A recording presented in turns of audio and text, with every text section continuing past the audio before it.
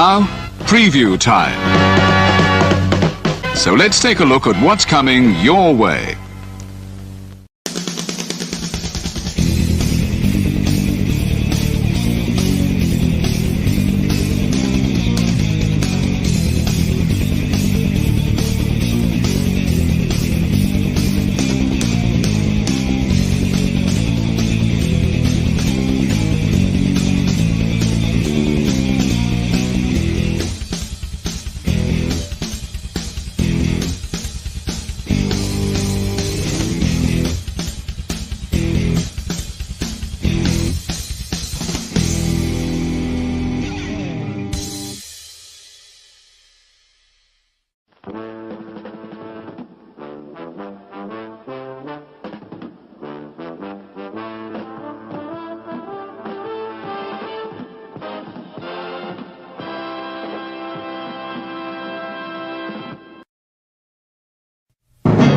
The Jeff Meacham Network's Multiverse of Media. For over 15 years, the recognized symbol of excellence and the standard bearer in coverage of sports and entertainment.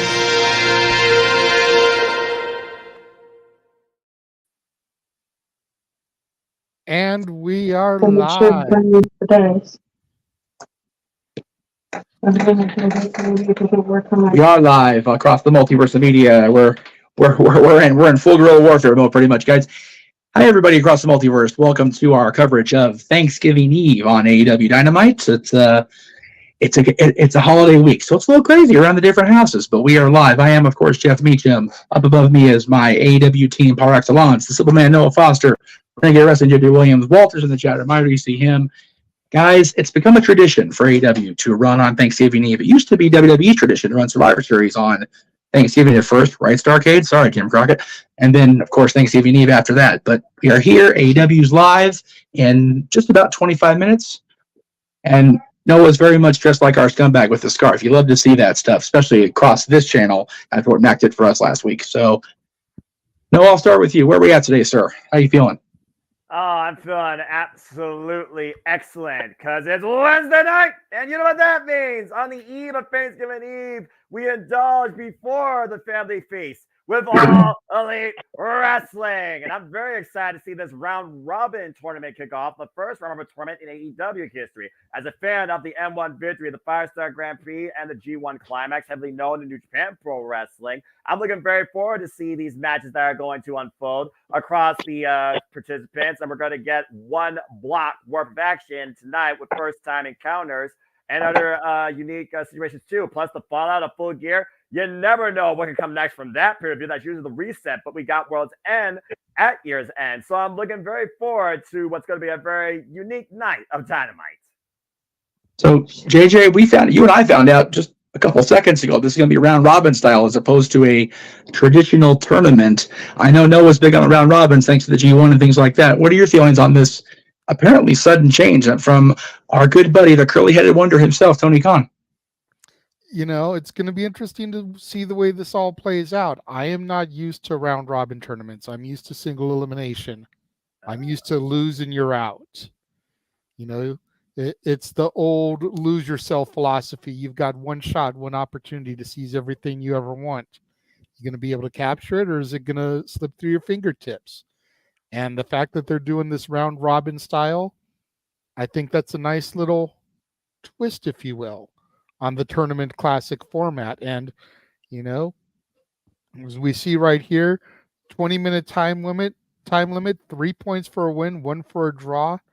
Everybody is banded ringside. That's the key, I think, for this one, is to see how true that ends up being, because, you know, the proverbial ref bump, and who's to say that somebody can't interject themselves and then leave before the referee comes to? Mm-hmm. How true to form is that last rule going to be? You figure you've got Switchblade Jay White in the tournament, so there's the Guns and Juice Robinson. You figure you've got Jay Lethal in the tournament, so there's the rest of Planet Jarrett. You've got Claudio Castagnoli, John Moxley, Bryan Danielson in the tournament. So where does that leave the BCC as they try to proceed through the grid? You've got Daniel Garcia. Will 2.0 try to interject on his behalf? There's a lot of people trying to run the gambit of this tournament. You've got Andrade El Idolo with his new charge, CJ Perry, the hot and flexible wife of Miro, the Redeemer. How are all of these people going to make it through the tournament when they can't have their seconds, their managers to rely on, to fall back on, to make sure that they can proceed? Well, It's going to be an interesting thing to take a look at, and we've got everything lined up. Like I am ready to go for this, man. We know we're going to get Brody King versus Eddie Kingston on Collision as part of this tournament. Yep. We know we're going to get Daniel Garcia versus Claudio Castagnoli on Saturday in Collision as part of the tournament. Yep. That means Andrade El Idolo versus Bryan Danielson is going to be first round as part of this tournament. Yes. And then we've got the matches we're going to get tonight. We've got Mox versus Mark Briscoe. Oh, Lord. We've got Swerve versus Jay Lethal. And we've got Roosh versus the Switchblade. Yes. Here tonight, and again, you've got Roosh. What about the rest of La Faction? I can't even pronounce the last one. I always botch that. LFI. We'll just go right. short. It's all right. What's going to happen with Prince Nana? Like the only person here that really doesn't have a running buddy of sorts is Mark Briscoe. Like everybody else tonight has got some kind of second that they're used to having out there. For the most part, you're absolutely right. But I guess that goes down to, again, how much does the integrity of this unique first time ever tournament in AEW holds up? And I guess we really will see if those stipulations stay in play tonight to kick things off for what is known as the gold block here. That's in action tonight, while the blue block will be in action on Saturday night. And I imagine it's going to continue on. Good to see you on the chat, by the way, Daniel, King, Mike, and Walter. Please like, subscribe, comment, tell a friend, folks. And if you want to dictate the conversation, don't need to dictate at Castlane Studios. Super chat. It's as simple as that. Anyway, again, it comes down to the integrity that they choose to try to hold up. And that also comes down to how strict Tony Khan can actually be with this ruling. How many ref buffs will we see? Will there be some tomfoolery shenanigans? Will Jay Lethal actually find his way and prove to us why he was the former, one of the longest reigning ever Ring of Honor world champions? That's part of the suspension disbelief that I love with these types of things. And in round robin, you're going to see everybody compete amongst each other, not just single elimination. That's how, of course, round robin works. And we got two blocks. I just sent you the graphic, by the way, if you want to talk about the field for a little bit, as we have the entire gold block in action tonight. And a couple of those matches, JJ, they're first time ever singles encounters. Roosh and Jay White have never met each other. John Moxley and Mark Briscoe have never met each other. Swerve and Jay Lethal, they might have met each other in the independent scene, but not in Ring of Honor nor in All Elite Wrestling. And you got to consider right now, Jay Lethal, he's the guy with the most to prove. He needs to find his way. Swerve, he's at a spot. He's the mogul of AEW. But how far does a mogul go, or how far is a mogul willing to go in a round robin tournament? Forget about the seconds and all the extra support and all the inspiration and all the managers out of the way. We're going to see truly who is the strongest wrestler in All Elite Wrestling out of this very unique, dare I say, Elite 12. And why I'm surprised that people like Buddy Matthews, Kanuki Keshkan in this, I got to say, I don't really find no stinkers in this. If nothing else, I find more surprisings in this. I mean, again, Jay Lethal, Gold Block, Brody King, Blue Block. I mean, those definitely took me by surprise. And, of course, you have Ring of Honor representation. You have New Japan Pro Wrestling representation. For those that don't know, La Sombra, he was formerly involved in New Japan Pro Wrestling, just to give you one name. And at the end of the day, this is the crown, a first-time ever Triple Crown champion here in America, a feat only seen in stuff like All Japan Pro Wrestling. So it's a very unique situation we're facing here for the month of December. That's fair, you know. I love your breakdowns of this stuff. Like, again, I'm looking at this field, and Mark Briscoe's really the only guy who doesn't have a second. Everybody else has got somebody. Even Eddie Kingston, we just saw him reunite with Ortiz, wasn't it? Or was it That's correct. Santana? It was Ortiz at Full Gear. So, you know, you got to figure he's probably got Ortiz back with him now. Everybody in this field has got somebody traditionally seconding them, except Mark Briscoe. So, to go to Walter's question of do you have any predictions who wins it all? I'd kind of like to see it be him. Well, again, you know what I mean? And that's yeah. weird for me to say considering how much I usually in the past have spewed hatred towards the Briscoes, but I've really changed my way towards them, you know, this past year. Right. As far as the blue bracket, it seems like it's written for Bryan Danielson to take this. But I really would like to see Daniel Garcia go to the finals. Mm-hmm. You know, I think that would be huge for Garcia.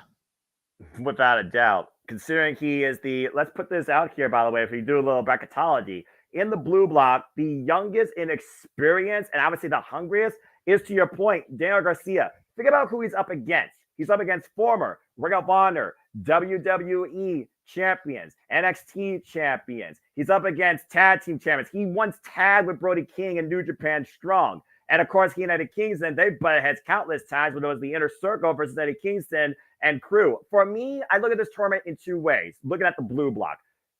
Daniel Garcia's arrival or evolution. We've been talking about all the time. Daniel Garcia, are you pro wrestler or sports entertainer? As he balances those two dynamics, he now has to put both to the test against some of the all-time greats in AEW. Some of he's already faced, including one, Bryan Danielson, who endorsed him himself.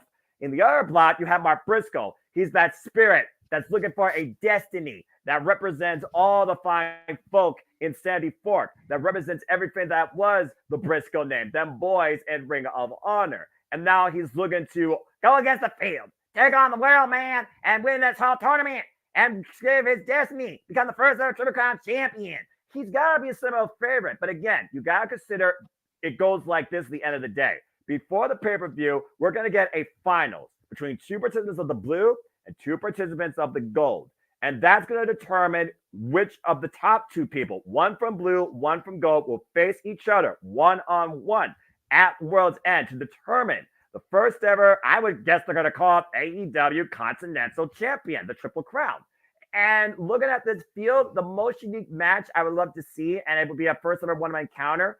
I want to see how far Daniel Garcia goes in this, and I want to see what happens if you test him against Mark Briscoe. How does the spirit of a lost boy versus the rising story of the next great star in AEW collide against each other for a Triple Crown? I would love to see Daniel Garcia and Mark Briscoe as my final, but it's hard to bet against experience. It's hard to bet against momentum. It's hard to bet against hunger. It's hard to bet against experience. Switchblade Jay White has been in multiple round robin tournaments before. I'm just going to talk about the gold block real quick before I hand it back to you.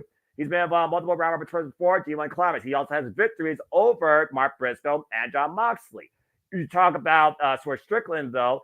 We've seen how far he's willing to go to end a person. How far is he willing to go to win this tournament, considering how much of a hybrid dynamic wrestler he is? And he and Jon Moxley have never faced each other. And right now, I'm scared for that match. I'm looking forward to that match the most. Jay Lethal, again, has he found his way? Has that loss made him think about, maybe it's time I remind people exactly who I am? Again, one of the longest running Ring of Honor World Champions, twice for a combined number of days.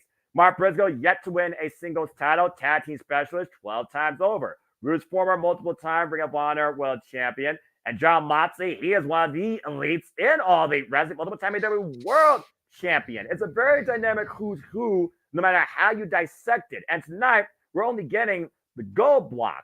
The blue block needs to follow tonight's act. And I always look at round robin tournaments like this.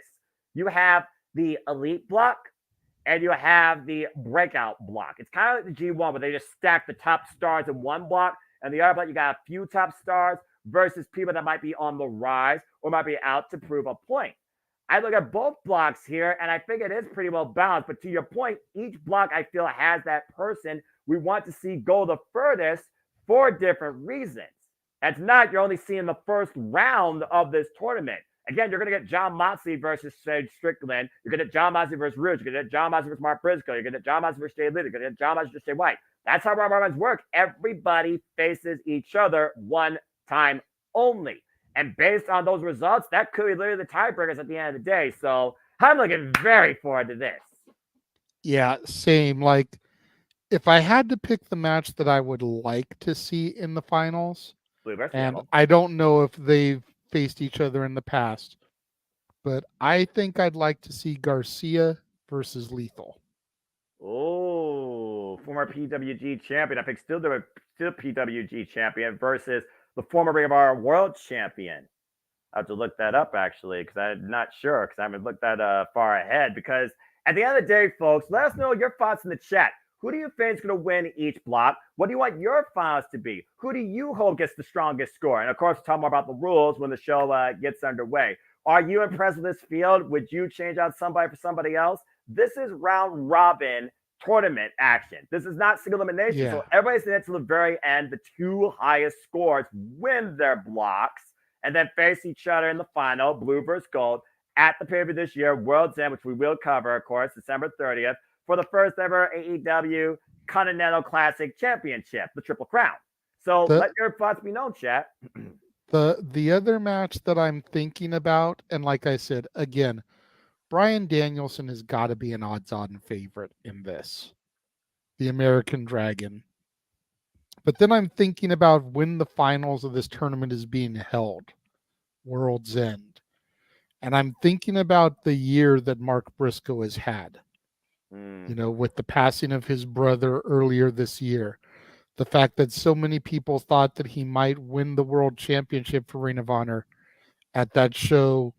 I forget their pay-per-views, but the one that was like right on WrestleMania weekend. That would be Supercard of Honor. Thank you. You're welcome. I know a lot of us thought that he was going to get it then, and he didn't get it done. And then he got injured, and he just recently came back from injury and has kind of been on this, you know, wobbly road, if it were. You know, he hasn't really been getting a steady push, but he hasn't been losing every match. It's just kind of been this rocky road. So the other match I'd really like to see would be Briscoe versus Danielson, and have Briscoe take it all. Have Briscoe take it all to end the year, you know. What a moment. I think it would be huge for him because you figure it would be the Triple Crown. So not only would he be getting this Continental Classic title, not only would he be getting the New Japan title, but he'd be getting that Ring of Honor World title that he had the chance to win, you know, mere weeks after his brother passed away. And that also and he ends the year as champion. Like, I think that would be a huge moment for Mark Briscoe. Mark Briscoe, Bryan Danielson, of course, do have roots in Ring of Honor, but they've only faced each other in tag situations for tag titles and also a $10,000 race to the tournament. They've never faced each other one-on-one. That would be a first-time ever one-on-one encounter. Daniel Garcia and Swerve Strickland would also be a first-time ever one-on-one encounter. The only time they faced each other was in the AEW World Title, the World Contendership, Grand Slam, Golden Ticket Battle Royale that occurred last year in September. And you said it yourself, though, JJ. Swerve deserves to win the Continental Classic based on what we saw at Full Gear. So with the fact you're talking about like these first time encounters, have you kind of been swayed a little bit with the fact that this field's been laid out the way it is? Currently, Walter thinks that Swerve's in the tournament.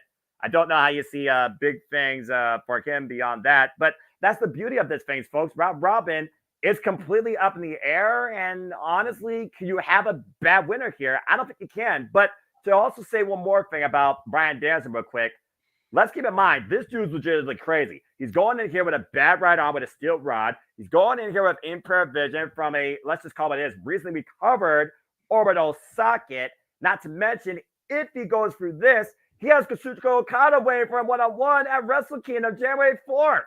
Yeah. Danielson is a beast. He's knuckin' futz, but we all knew Right. that already. Right. Yeah. I do see big things for Swerve because the way he's been getting pushed lately. I mean, back-to-back victories over the Hangman. Told you. You know, that Texas death match was nuts. Golly. And they've unintentionally turned him babyface. They really did. You know, so I can see it because he's supposed to be this uber heel, but between his theme music and the way Nana's dancing, and because of the way Nana dances, the entire crowd is into it. They've just, I think that if the Mogul Embassy hadn't merged, Swerve might still be heel.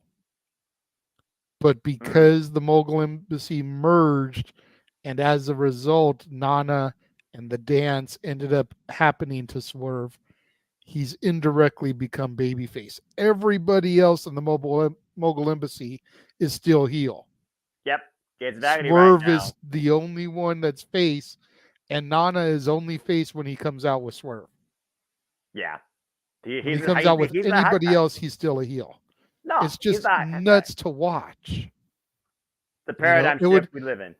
It would be like if Bobby Heenan back in the day, managing the Heenan family, you know, came out with Haku and Andre and whoever else, and you know, was total heel, but then he came out with one person and got a baby face pop. It's like, what the fuck? Bruce the Barber How? Bruce Barber Beefcake would be the furthest frame from that. He already left the family on our journey, so it is weird to say the least. And we all saw how far Prince Nana was willing to go when he got dead-eyed for a damn table, but Swerve still won at the end of the day. So I mean, it's going to be an interesting night for sure. And I mean, that's not even all that we have tonight. You know, no, we got women's triple threat action. Of course, we have we've got the timeless one making her championship acceptance speech. We've got the Father of the Year rechristening Luchasaurus and Nick Wayne. What does that mean? We've got a triple threat women's action, which will come at 6:20 on the dot, 9:20 Eastern. I really hope you're wrong. You know I'm right. Hey. And then we've got trios action where Orange Cassidy, Hook, and Katsuyori Shibata will take on Daddy Magic, Cool Hand Ange, and Jake Hager. I miss his hat. But yeah. And I've got to say, maybe I'm alone in my feelings on this one. I'm going to call bold prediction right here. Go for it. Sky Blue takes this match. I'm going to tell you why. Go for it, because I'm going to tell you why. Based off of this graphic alone, now we don't know if things are going to change. Based on this graphic alone, you've got Cool Hand Ange out there during a Ruby Soho match. Yep. That's all Sky Blue needs to take opportunity. Anna Jay's going to be like, what the hell? Why are you messing around with Ruby Soho? You're supposed to be on my side. Yep. Soraya's like, what the F? Get out of here. Stop messing with my girl. Sky Blue's going to take advantage. You literally took the words right out of my damn mouth. At the end of the day, there is another story developing in the women's division. Not just the evolution, dark evolution, of Sky Blue, but the blossoming relationship of Ruby Soho and Cool Hand Ange, much to Matt Menard and Soraya's chagrin. The Outcasts have been on rocky ground for the longest time since Tony Storm betrayed them, went illustrious, and became timeless. And now look who's the freaking AEW Women's World Champion. I think the runaway is going to run away very soon from Saraya, and Saraya will truly have the house all to her own. Then you have Anna Jay. I'm just going to call it as I see it. the Expendables of what was once the Jericho Appreciation Society. What Anna Jay was once called the star of the show, the Queen Slayer. I think Sky Blue is going to slay Anna Jay and pin her for the win. And also, just to add further fuel to the fire, Sky Blue is from Chicago, AAW. So I forgot about that part of it all. But yeah, unfortunately, I don't think Anna Jay is going to get any traction until Ty Mello comes back from giving birth. I completely They were starting agree. to get a good little tag team run there. Yep. And I don't think she's going to get any traction back until she gets, till Ty returns. Now, unless Anna Jay turns impromptu babyface and they start a feud with the new heel Sky Blue, because clearly Sky Blue is no longer babyface here. She's in a world of her own, and I like it. But she hasn't gone full heel yet either. Not yet. She's a dark tweener. She's kind of teetering the lines. Yeah, but she's teetering the line of the darker side. True. She's a mercenary. Yeah. She works for the highest bidder. She still has her loyalty to Willow. Willow's a babyface. As far as we know, you're right, and I bet you that probably. But she has no loyalty to Stat. No. Who's also a babyface. But she has no true loyalty to Julia either, who's a heel. And the champion. So she's just kind of wandering this dark, long and winding road. It's going to be interesting to see when the trigger gets pulled on that. And then are we going to find out about the devil tonight?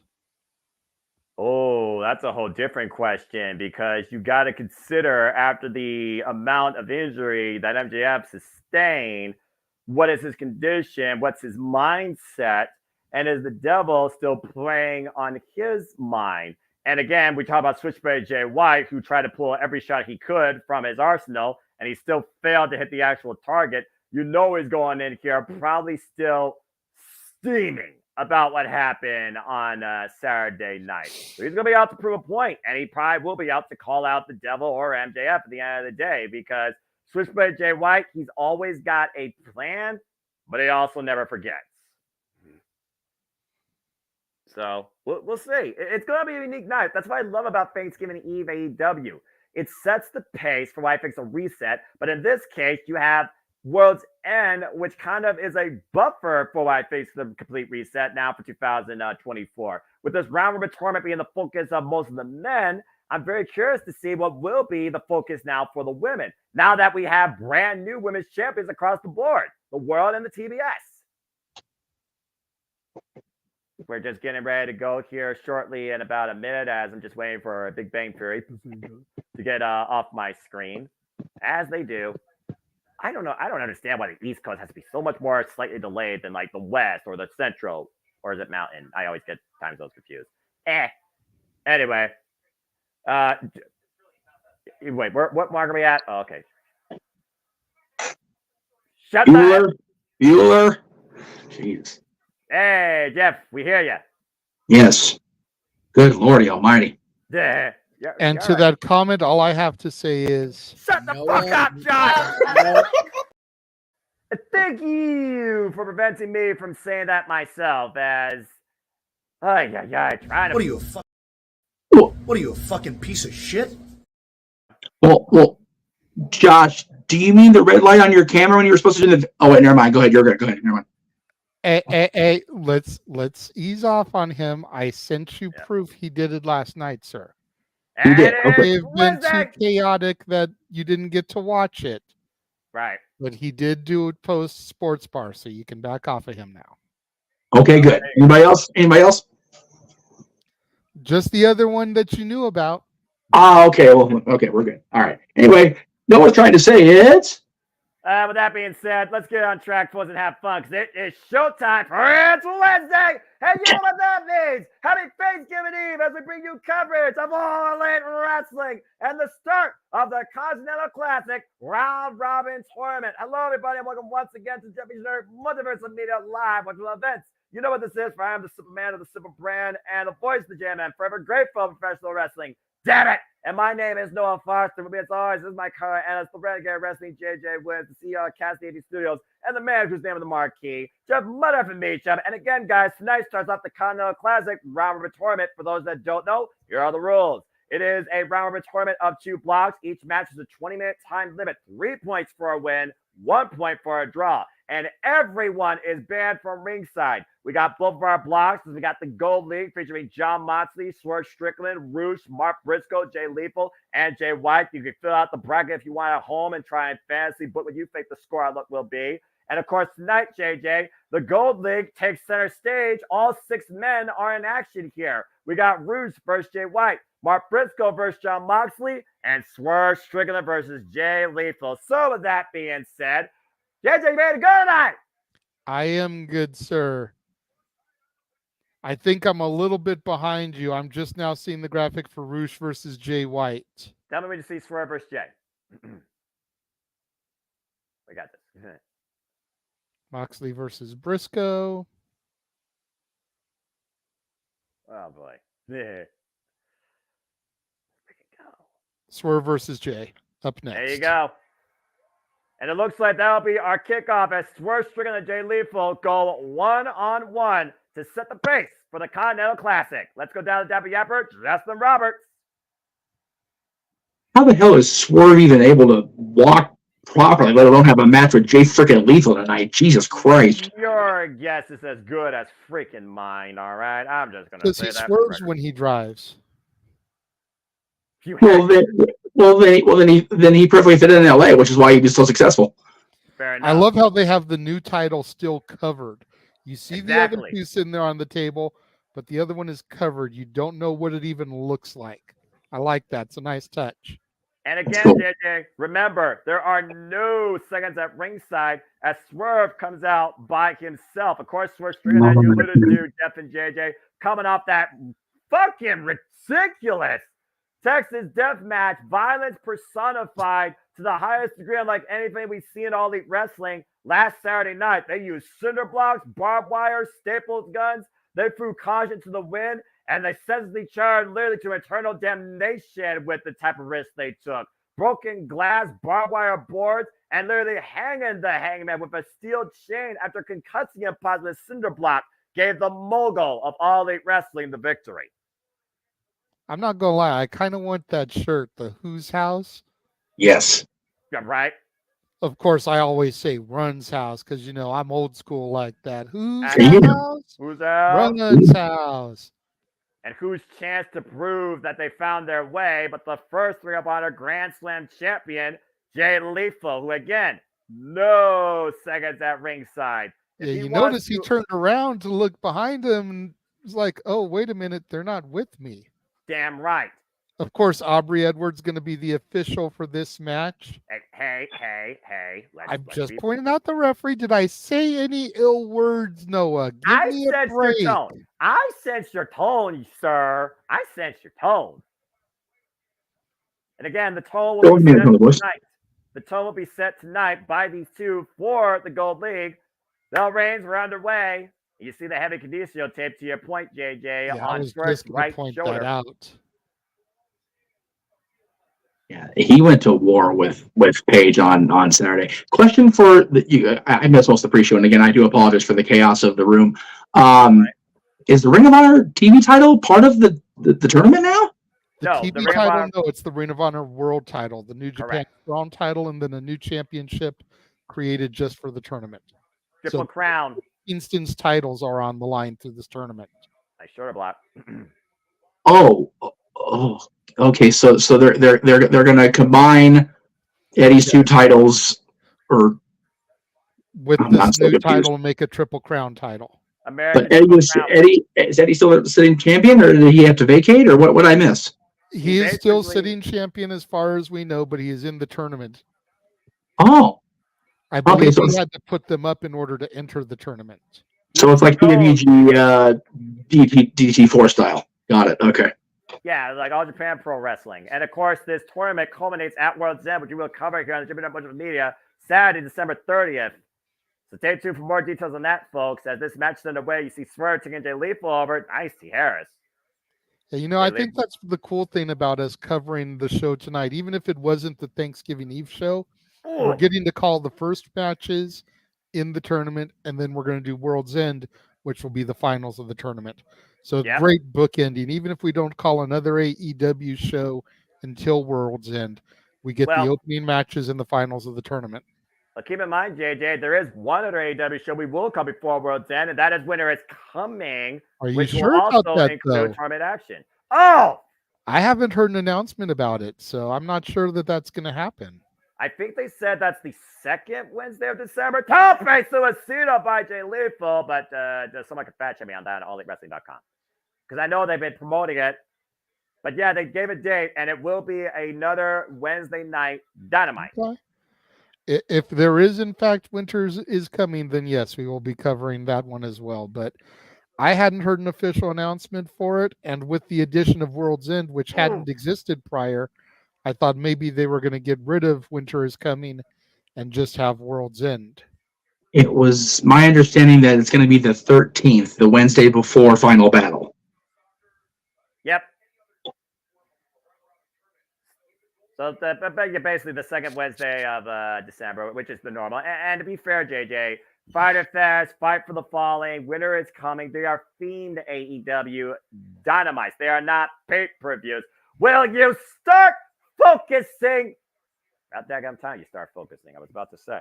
And again, we talked about the lineup, JJ, as we only have the gold block in action tonight. Now, whether or not we call more gold block action or actual blue block action, Winter is Coming, that just determines on the scheduling. And again, this is a first time ever singles encounter. Whoa! Nice kick to get out of the knee. And of course, AEW Rampage will be Saturday night, 7 p.m. Standard Time, and it will be live, followed by a live version of AEW Collision. That, of course, will continue coverage of the AEW Continental Classic, where the blue block will take action for the first time. Oof! Apparently, Tony Khan didn't learn his lesson going up against WWE as Rampage and Collision trying to do Battle with Survivor Series. I like to think that's just fact of the matter is you already booked us. You have to follow through. You can't reschedule. But at the end of the day, business is business. So good luck, bro. This is smart by Swerve right now, JJ. He's working over the legs. And usually Jay Lethal works the legs for the figure 4 leg lock. That's true. That's true. But Lethal's always also a bit of a high flyer. So by Swerve targeting those legs, he's going to ground Jay Lethal here. Take away some of that offense that he's known for. As technical as Lethal can be, he's not really known for being a technician.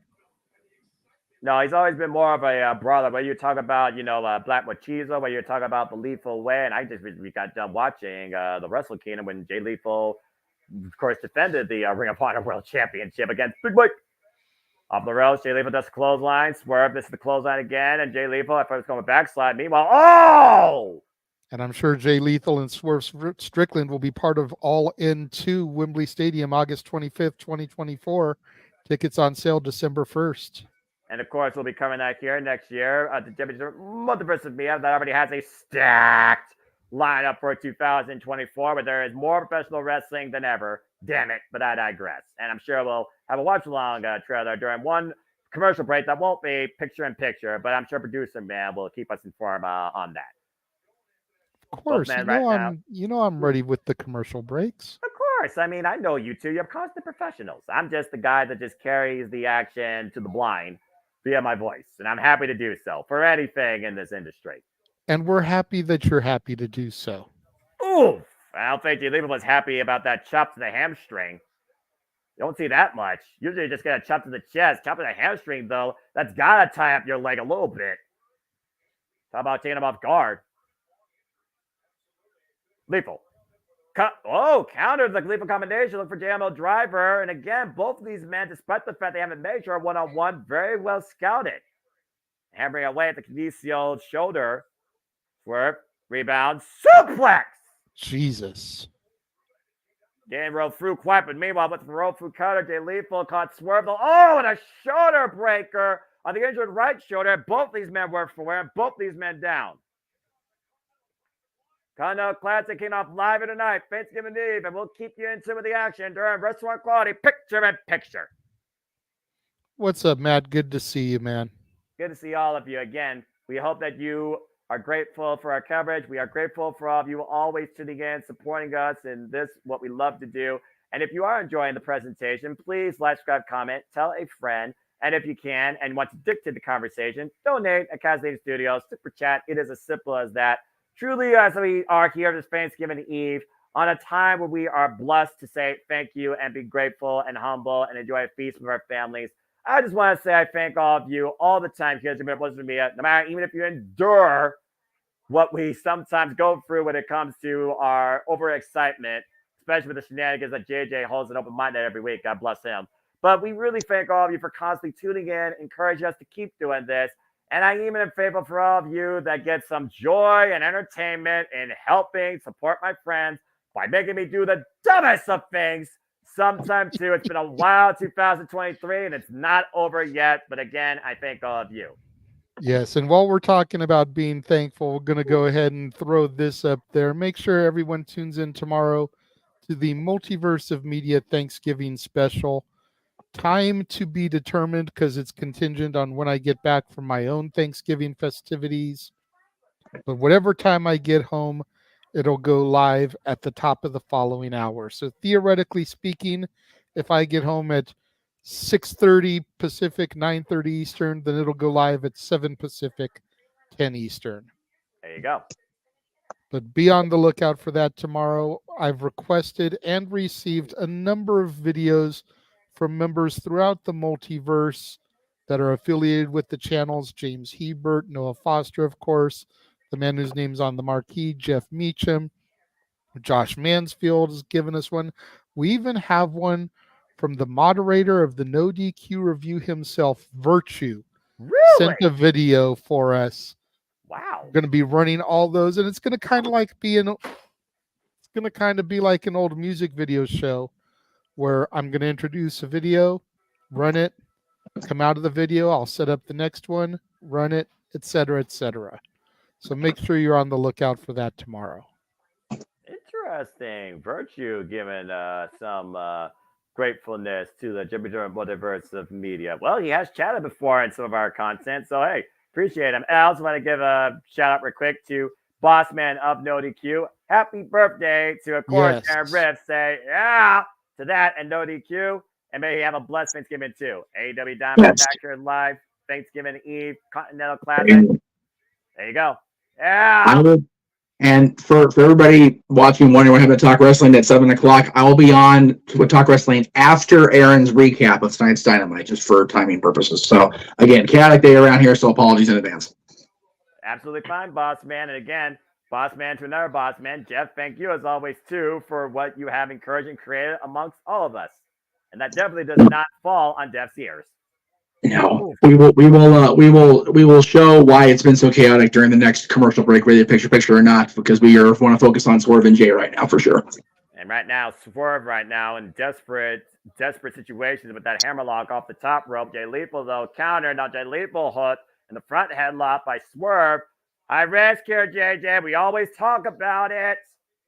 Oh boy! Whoa, God! Boom! Shakalaka, shakalaka. Superplex! And the shock that runs up your spine and through your body off of that. But we've also seen that the Mogul of AEW, he's a bit twisted and loves that type of stuff. Take a look at the replay here. Oh, golly. Jay Lethal wincing. There's another angle for you. That's my favorite part of the shows right now. I can't help it. Oh, and then sweep the leg, Karate Kid style. Because you know, all the 80s. Hey, the Which 80s I is where it heard was at. today there's going to be a new Karate Kid movie with Ralph Macchio and Jackie Chan, bringing the original and the new together. Oh my God. Unfortunately, of course, Pat Morita died a few years back. He did, yes. But they're bringing Macchio and Jackie Chan together. That should be interesting. Interesting's the word. Yes. Interesting combination of offense also, though, by Swerve Strickland with the brainbuster yielding a 2 count. Now, Swerve may be thinking they're going for a leg lock. Oh, wait, nope, the small cradle, inside package, 2. Ooh. Nope. Inside cradle, small package, excuse me. Botch. I'm tired. Work all day. Our AEW World Champion was 100% on the money about everything he said last week, Josh. Up and over and Oh, beautiful maneuvering there by Jay Lethal. That's almost like an impromptu TKO of sorts. And Jay Lethal might be going to the high risk district. We all know what he goes for here. So the rise. Dun, dun, dun, dun, dun. Macho Man elbow drop. The cover. 10 for 3 points. No. Wow. For a split second there, I thought Lethal was going to get it. And what a huge upset that would have been. No disrespect. I'm not trying to sell Lethal short, but you got to figure with the push Swerve has been getting lately, for Lethal to go over him would have been a huge upset. Oh, yeah. Eddie Kingston challenging Jay Lethal to find his way. And we've seen lately how Jay Lethal's run of momentum has really stopped dead in its tracks. Jay Lethal, cartwheel, drop kick, miss. Swerve was able to scout it, though. Now maybe looking for a stretch muffler. Hooking the leg over the back of his head. Now turning him over. Stretch muffler of sorts right now. Jay Lethal in a world of trouble here, but he doesn't have the wrist grasp. Cranking back, but Jay Lethal able to find his way to the ropes. Smart move, though. Still maintaining ankle control. Now what's he looking for here? That's the center. Swerve the roll through. Jay Lethal, though. Counter. 2. Single hook. Lost the grip of the single leg. Flipped it into a crippler crossface. Like you said that he's not maybe, technically as proficient as we like to think. But again, let's not keep in mind, he is the former Ring of Honor Pure Champion. That's fair. I just said he's not really known for his technical ability. That's fair enough, too. Pump kick on target. Might be fine looking for the Lethal. And oh! Swerve had him scouted. Great counter. And again, right back through the knee. House call! Kick to the side of the head. And he springs to the top rope. Swerve to the top. Jay Lethal, unaware of it, might be poised to suffer. Swerve, stop! On target cover. 2. Swerve with 3 points. Diplomatic at that point. Swerve Strickland with the first 3 points in this tournament. 1, 2, 3 for the 1, 2, 3. Wasn't easy, though, but the first 3 points of the Continental Classic go to Swerve Strickland in the Gold League. And again, this round robin tournament is going to test everybody's endurance and everybody's body. Let's take a look here at the scoreboard. There you see it. Swerve Strickland leads the field right now to our first match. 3 points. Jay Lethal starts with a big, fat goose egg. Nice kickoff, though, to this tournament, though, I would say. What did you say, guys? Absolutely. Definitely a good rebound for Swerve after the beating he and Hangman gave each other the other night. Granted, he won the other night, but still, he had no reason to have to be competing at that level for 20 minutes after what the hell they went through the other night. So good on him for it, man. Talk about another man that won also Saturday night. You see still our AEW National Champion, Orange Cassidy, along with Hook and the current of our Pure Champion, Katsuyori Shibata. Look at this, some of the champs. And Wheeler Yuta right now, once again, who's been instigating Orange Cassidy, more particularly Hook. You just called Hook a young boy? Boy, you dead. Gotta say, Wheeler Yuta, you got schooled by Katsuyori Shibata. You got no room to talk. For those that have been watching Ring of Honor like me, you also know that Katsuyori Shibata has yet to use a single rope break, and nobody's been able to match his pure technical wrestling prowess. Oh, maybe Wheeler Yuta throwing out challenge there. Oh, damn it. Yuta, you gotta ruin everything. Why couldn't you just stay down? Well, wait a minute. Well, Peter, somebody that also didn't stay down no matter what, including a fractured knee possibly. Whoa, hold on. He's not alone. Take a look at this. Ben, you baby in the building. They weren't even on the card tonight. MJF and Adam Cole. Both with titles and both with a prone injury, as both men right now walk with some assistance. Adam Cole on crutches. MJF with a cane. MJF still our AEW World Champion over 1 year now. Congratulations. And of course, JJ, we saw how far this friendship has really developed, has really gone when Adam Cole was going to go on defense for MJF. We thought MJF was going to be involved in the main event of Full Gear. I'm loving their Better Than You Baby shirts. Yeah, right? Chicago Bulls colors. D clothesline 23 on the back for Jordan's number. 23. Even I know that. Boom! And of course, Adam Cole still is not medically clear to compete as he just recently went through surgery. But we also know that MJF right now is definitely not 100% with a bum knee. But we saw what MJF was willing to endure, willing to go through to preserve what means absolutely everything to him as he once again has in possession, finally, after a month and a half, his AEW World Championship, the Triple B. We saw the Guns try to take him out, of course, and Jay White came in with a plan, thinking that MJF would not be able to defend his AEW World Championship in the main event. Well, let's go ahead and hear from our champs themselves, shall we? He may be our scumbag. He's also one bad motherfucker, man, after the other night. Oh, my God. Accurate. MJF chance bringing out proudly.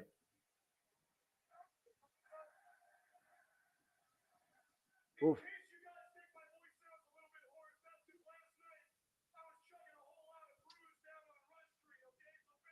I mean, that's one way to celebrate. I'm not going to judge you.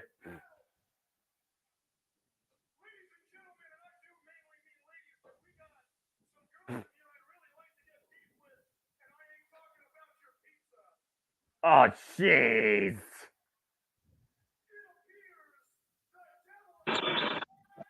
World champion, ladies and gentlemen. And the devil has arrived in the Windy City.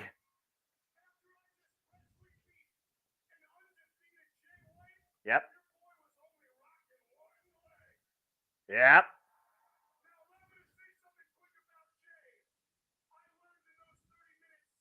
"30 minutes. Accurate. Damn good fact. Is on the level of of the the devil. devil.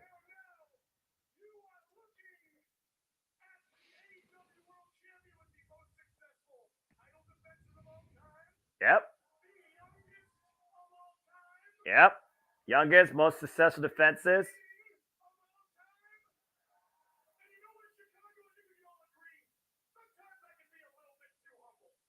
Hey! That's a stretch. I think he has. I mean, okay, let's just run down the record, shall we? Well, we'll do that later.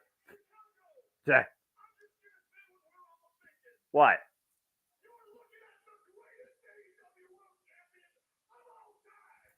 Greater than John Moxley, greater than Kenny Omega, greater than Chris Jericho, greater than Heyman and Page, greater than CM Punk. There's no arguing right now how great this man's been. And you know it.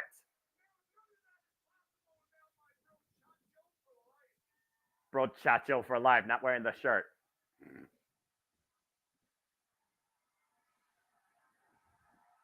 Oh, yes. For those that don't know, his name is Adam Copeland. Cole.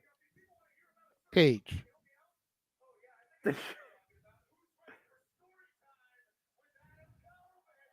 Hey, I'm ready for story time with Adam Cole, baby. And how many other Adams are there? Oh, wait, those are all the Adams in AEW. Damn it. That's for JJ. Got a promo, of course, with the two brochachos here. Oh, might I also add are still the Ray Barber Tag Team Champions. But yeah, the Samoa Joe did help, and I think you owe Samoa Joe a bit of. We'll talk more about that later. Yeah. But Britt says you're good enough to wash the dishes, so there's that.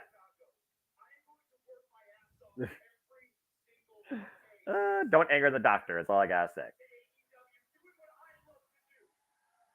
Oh, the day Adam Cole is back in the ring, baby. Better than before. Good to see you, DJ Mutt King. We're just listening to a promo here with MJF and Adam Cole, baby.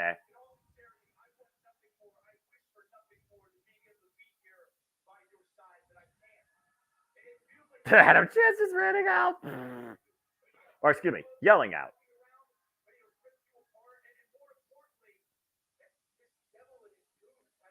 Yeah, who's the devil?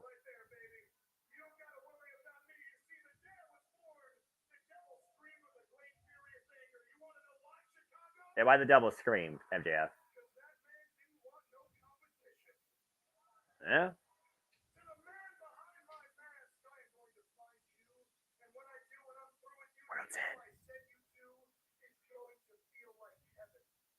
Oh, well, uh-oh. Oh, shit.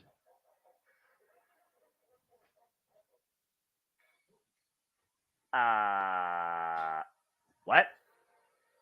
Well, there, that's a whole different, Well, MJF, you don't have to worry about the devil, but you may have to worry about this man. And his name is Samoa Joe.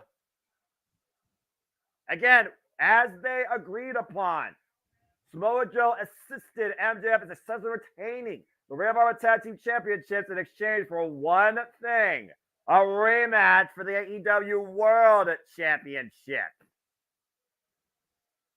And I think Samoa Joe is ready to get his just reward by any means necessary.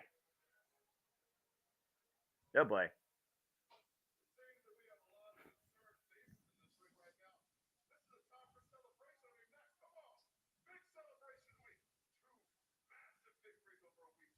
Yeah.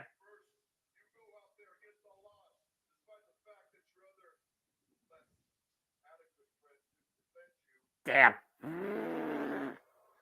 Samoa Joe. Yep. What?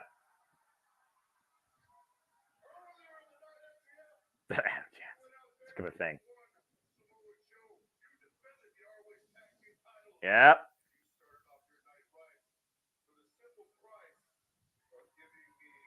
The rematch. You don't want to say no to Samoa Joe, especially when you're injured. I'm just saying.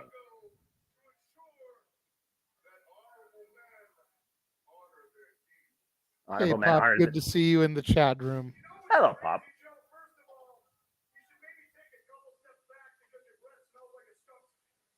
Oh!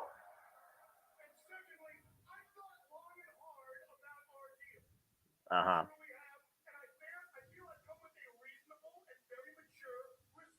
Oh, okay. What's the response? Okay. What's the response? Oh, no!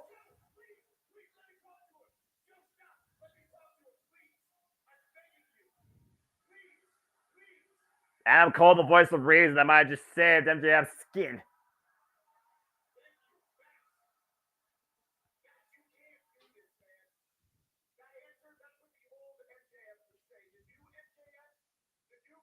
Remember, it was Adam Cole that encouraged MJF to become a fighting champion in the first place. A man of integrity.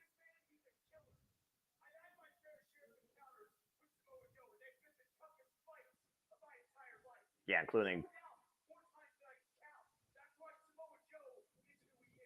Yep. One of the most lethal wrestlers still going today. That flies like a cruiserweight.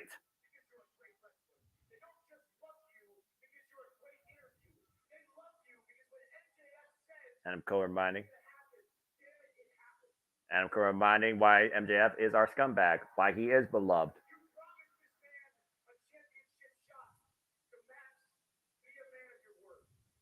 Be a man of your word, Max, says Adam Cole. What do you say to that, MJF? As Samoa Joe stands right there to the side of a very prone Adam Cole in a chair. He's our scumbag, right? Hey, Chad, is he your scumbag? Let it be known. Oh, boy.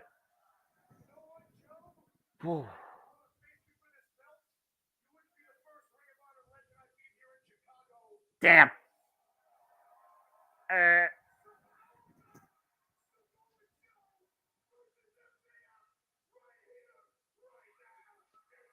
Wait, what? Hold the phone. What? Don't go that far.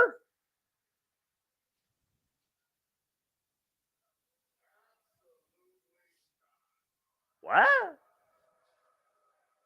Why not? Why not tonight?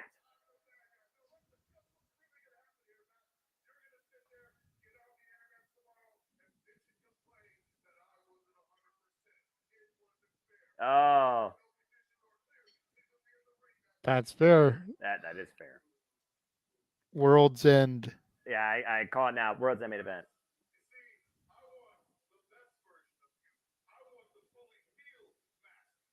Ooh.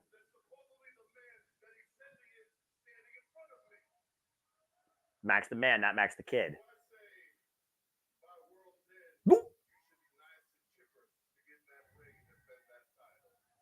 You guys see that sign looming, right?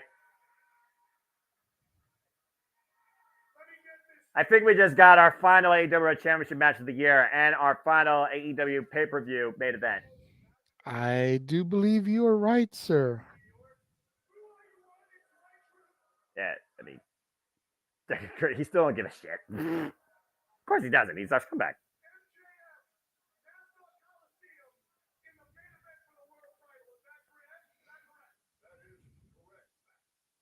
All right. I can get behind that. I can wait. Well, wow. There you go. MJF Samoa Joe cemented with a handshake. Oh, hey. Hold on. I need to go to Chicago. Good rebuttal.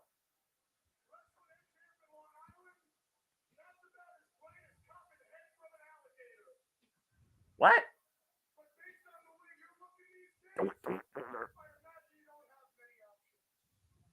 Oh boy.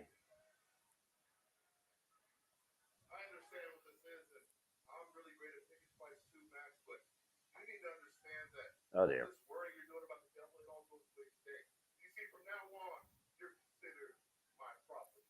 Oh shoot.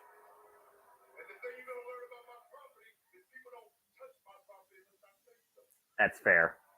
Touch the Mojo's property, you dead.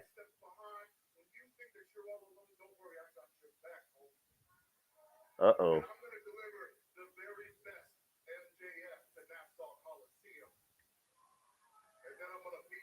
Oh boy.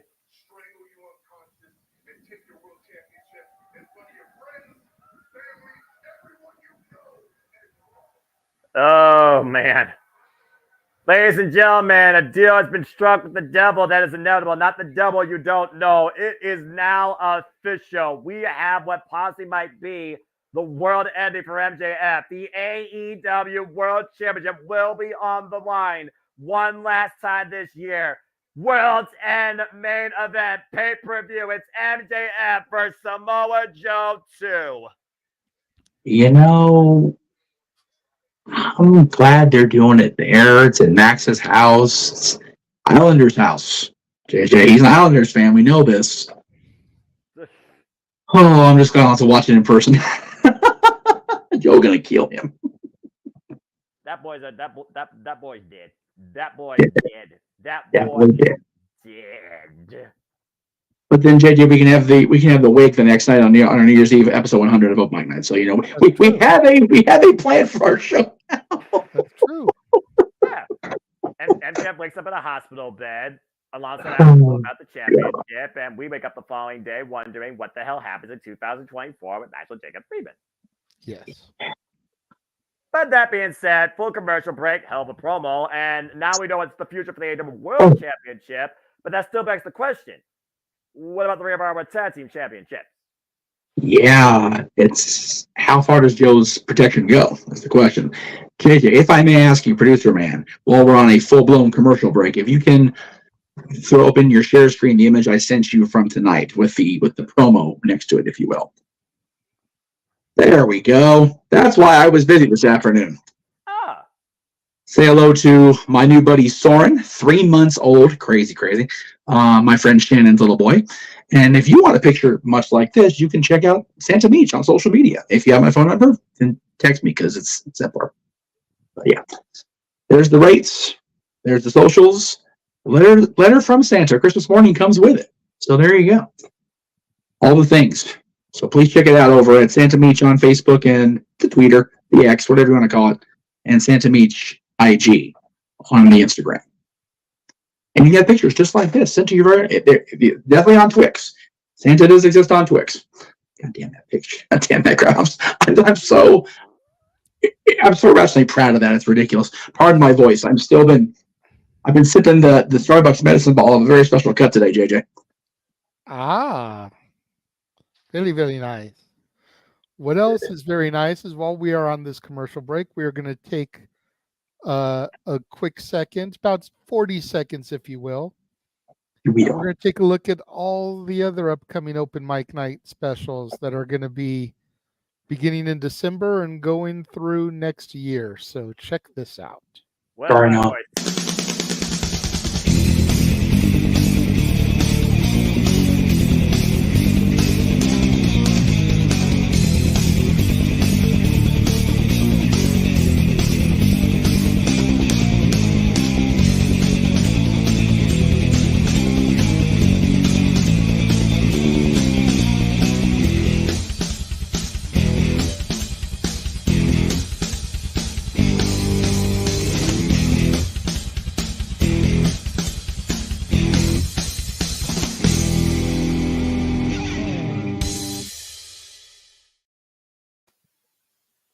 look,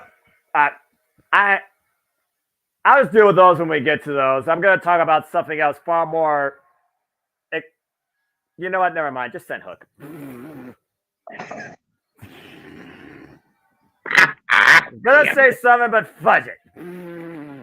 I don't have tips tonight because I got Thanksgiving tomorrow as we get back to AEW action. But yes, folks, a ton of musical content as we give you our quarterly premiere specials of Open Mic Night to come, where you have further ways to pay for my embarrassment for your entertainment. We also have some game show showcases too, as we showcase one of the most pure professional wrestlers of all time now in AEW. Trios action underway with the Expendables, the Matt Menard, Angelo Parker, and Jake Hager versus Hook. Katsura Shibata, our pure champion, Hook, the FTW champion, and of course, our freshly squeezed, batterly bruised, battle-tested, respect and acknowledge him if you should choose. I believe you should. Freshly squeezed Orange Cassidy, who not gave the people what they wanted on Saturday, but finally got what he has needed since last time we were in Chicago. Here we go, folks.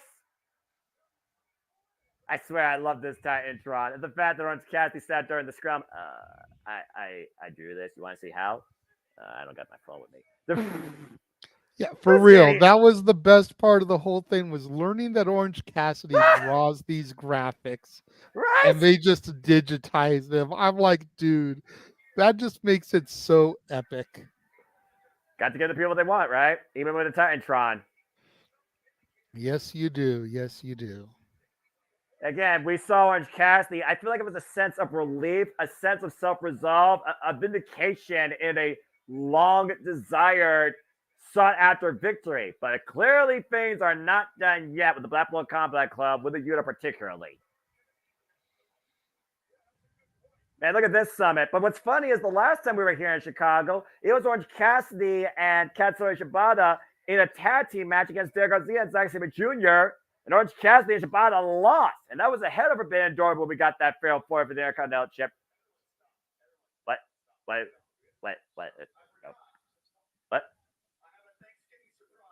Thanksgiving surprise. What? Who? Surprise. All right. Like, there's an announcement. What? Oh, God!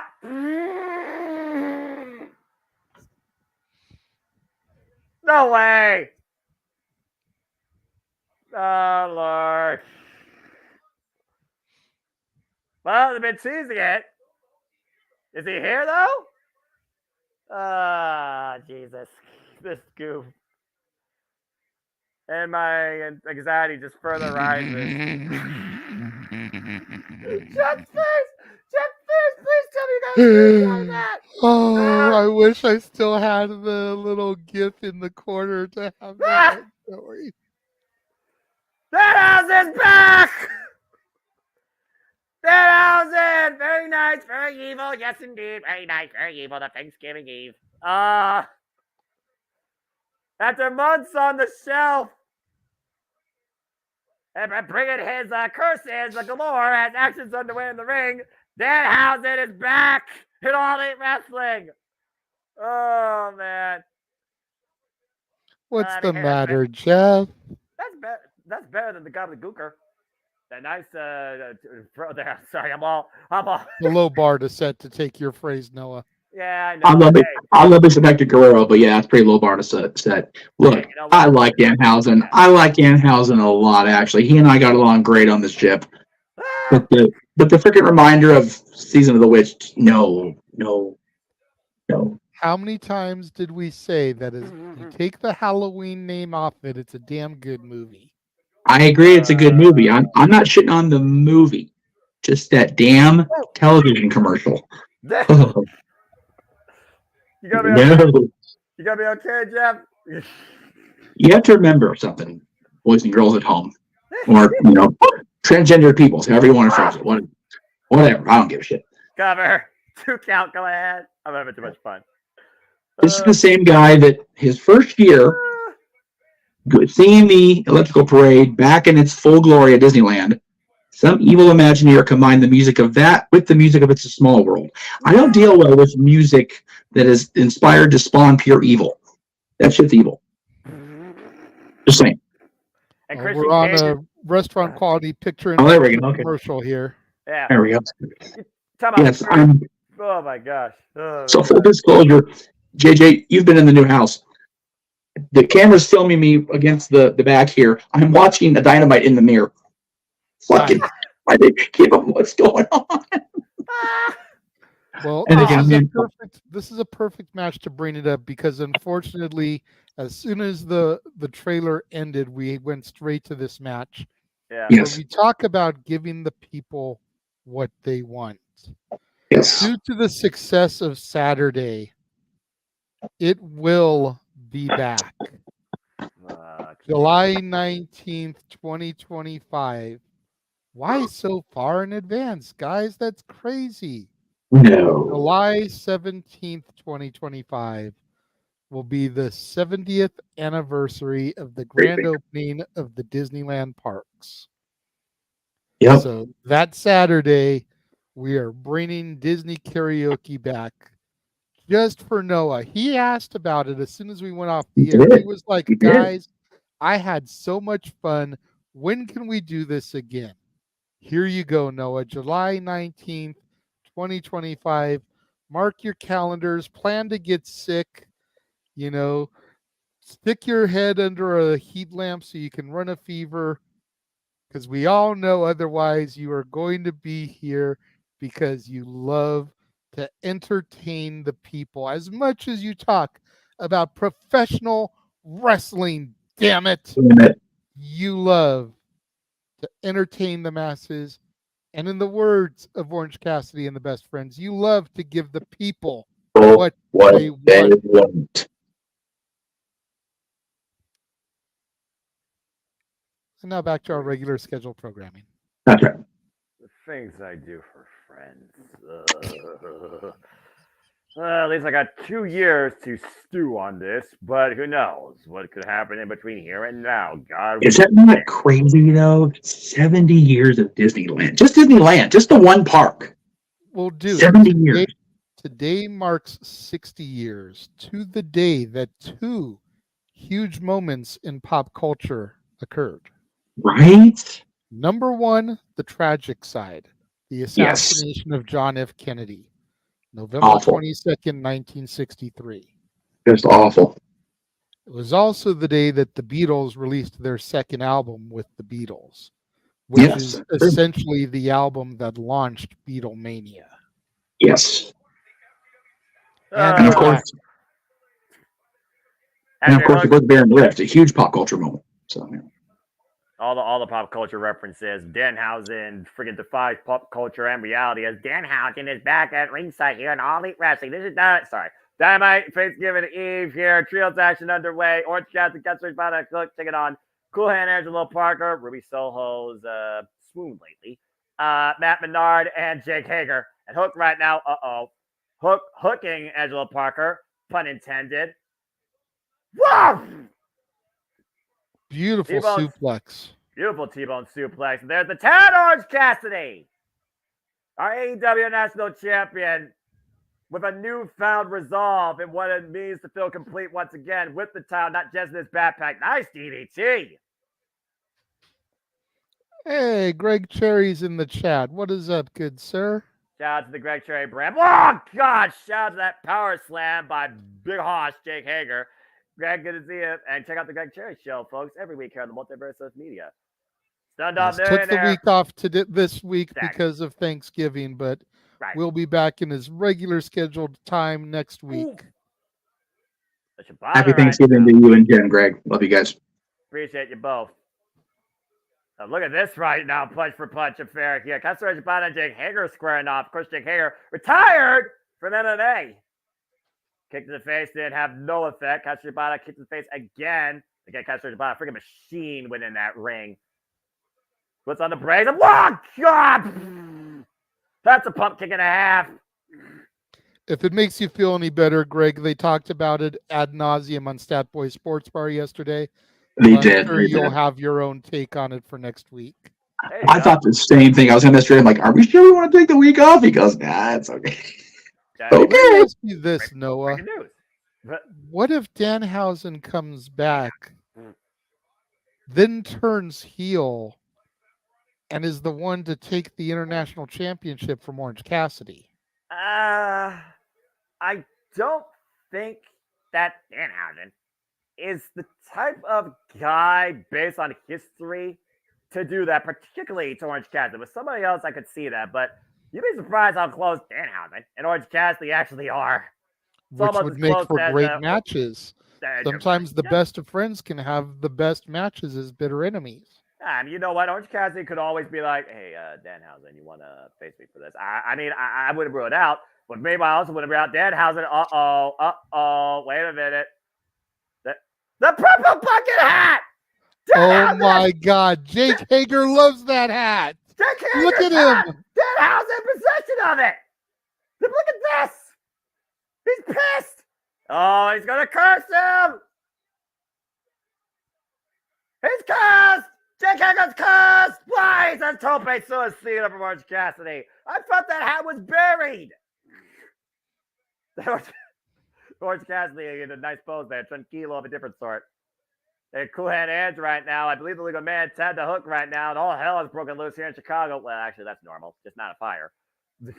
All Jake Hager wants for Christmas is that purple bucket hat back. And I think Cool Hand Edge and Matt Menard want oxygen back on their lawns as we got Red Rum, Kanahachi May, and the sleeper hooked by Sabata. Now both men exchanging opponents here in the middle of the ring. Orange punch burns. Cassidy takes out Jake Hager. Both men down. Grapevine. That is it. Got to get the people what they want. This champion trio gets the win.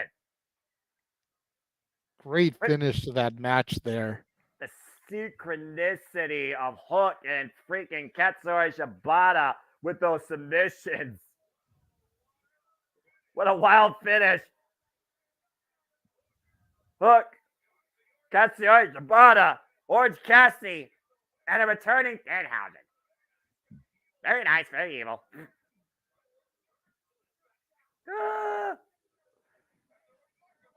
As we go backstage to the remarkable Renee Paquette. Oh, man. Alongside Adam Cole, baby. Now, Adam Cole, stay home and get well.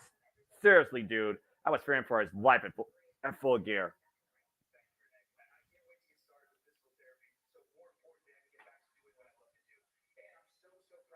I also miss Kyle O'Reilly. Adam Cole, Kyle O'Reilly. I need to see both those men back in the ring in AEW. Oh. Yeah. Son of a bitch. Next, Strong, Broderick Strong. Oh, jeez.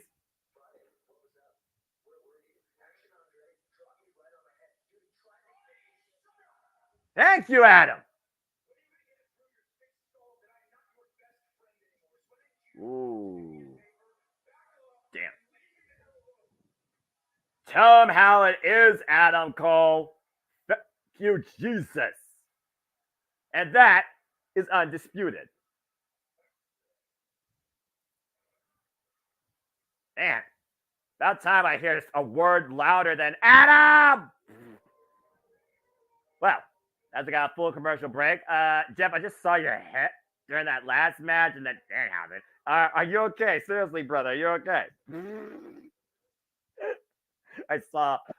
No, I'm good. I'm just my freaking TV froze right as the match ended, so I'm trying to get Hulu back to show me the damn show. Oh, jeez. Piece of technology's a bitch, kids. Even here at North Pole Adjunct, technology's a mucker father. Yes, technology always has to be technically difficult because technology cannot be sufficient for all of our needs. Yeah, Look, as somebody that works in IT for 12 years, I know a thing or two about crappy PCs. Okay, I'm just saying. It's one of those things. I think the TV's mad at me for ragging on Danhausen being back, and they're punishing me as a result. See? It is what it is. There you go. At least the feed's still active. That's good. There you go. Mute. Commercial. We're going to take a moment and run our watch-along trailer and see all the excellence that Noah gets to call here in the next months, leading all the way up to the Bash at Berlin next year. Good Lord. Great. 3, 2, 1.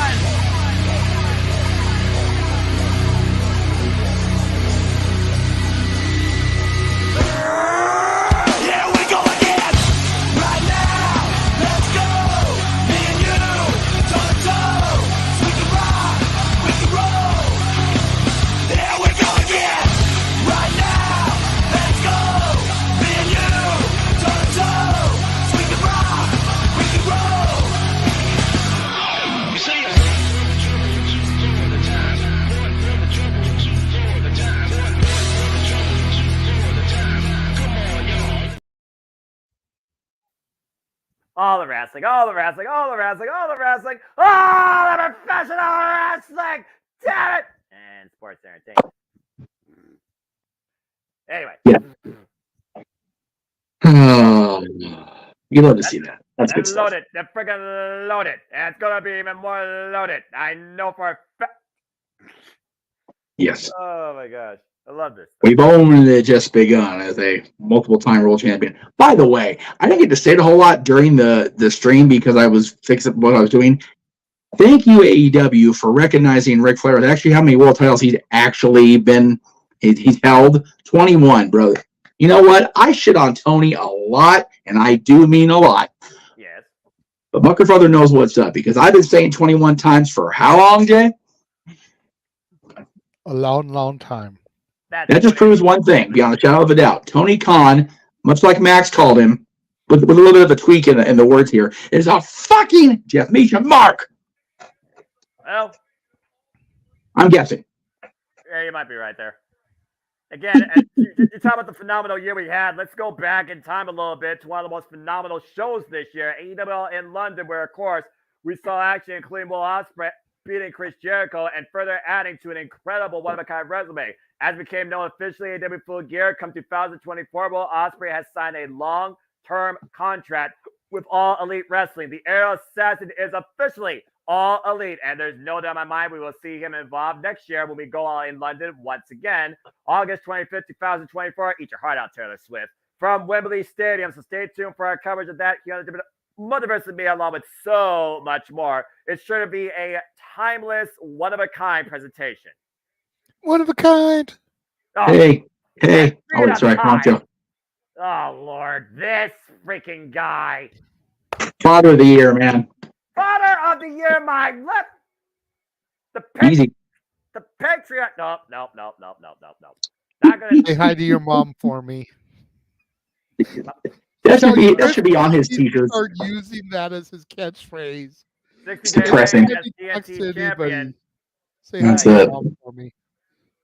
The man who has manipulated everybody that has come into his side except for Adam Copeland. As we saw last Saturday, he whacked his own random stretch for the TNT Championship and ran out of the building like he was trying to beat freaking traffic and left Nick Wayne and Luchasaurus to the wolves. And we saw Sting, Darby Allin, and Copeland get the win in Sting's last match in LA at the Fabulous Forum alongside Ric Flair. Let's see if Christian Cage can explain his cowardly action. Yeah, way to lead like a father figure. Leave your self-proclaimed son to the wolves. Come in. Oh, boy. Get your business.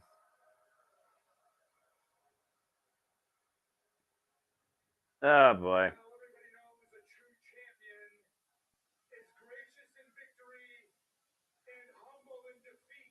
Bullshit. You gracious. Oh boy, no promo. Yeah, gee, I wonder why. Or just sorry, you got a brain yet?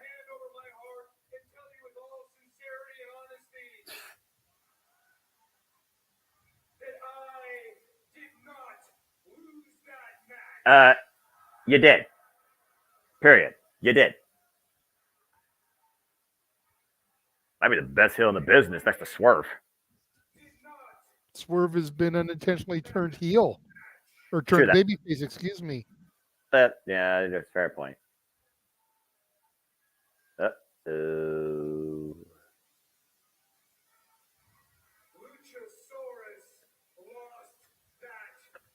I tell you, all three of you lost. Luchasaurus just the one that ate the pin. Wow.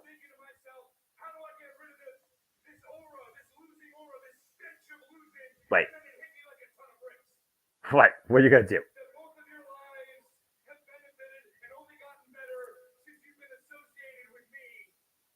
I hate that he ran on that. Oh, God.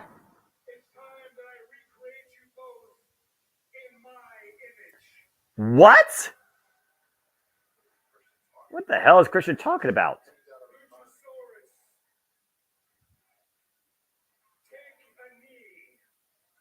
What in the hell is this? This is a freaking this bizarre quest of worship for Christian Cage. That's gotta be embarrassing for this big man to kneel before Christian Cage. Don't do it, Luchasaurus. Come on. You may not have a brain, but you gotta have pride, man. Come on. Again, Luchasaurus is the reason that freaking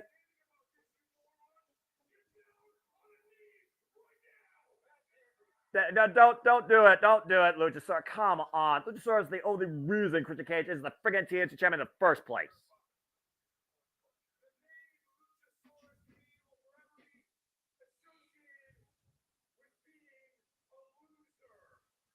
Oh, come on.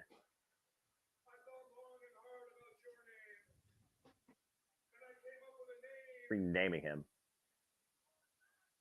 What? Strength. Name it. Toughness. Name it.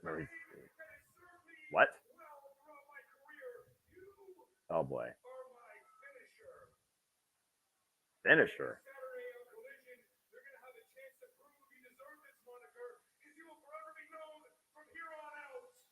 What? Kill switch? Ooh. The hell? Dubbing Luchasaurus as kill? What? But get a new name, but that's his finisher. Wow, Nick Wayne.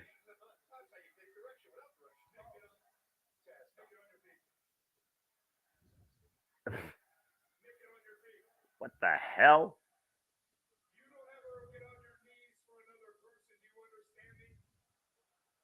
Oh.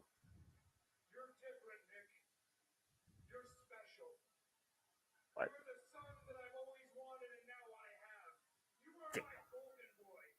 Golden Boy? Wow. He did not go there. What? Oh, God. Crimea River.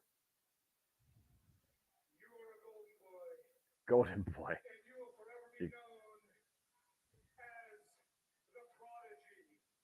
The Prodigy? Wow. Oh, wait a minute. Look who's coming down the ramp. That's Nick Wayne's mother. Hold on here. Sweet Jesus. This is going to get really awkward here in a moment.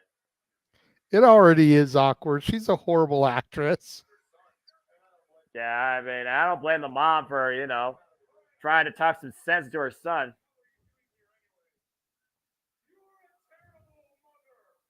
Oh, God. Glenn's mom in the Damn. ring.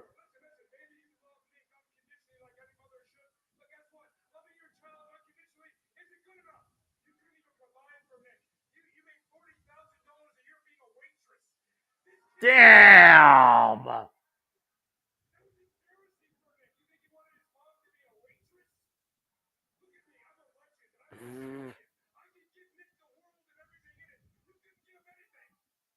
Oh, boy.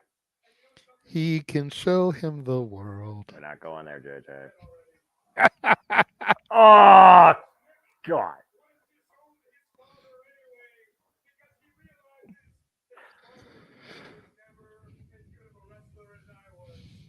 Oh, boy. Damn.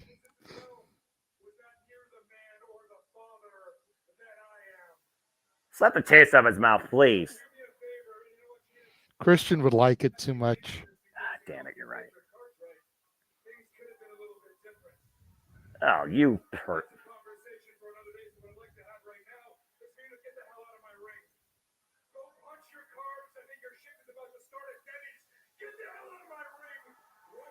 All right, come on, seriously.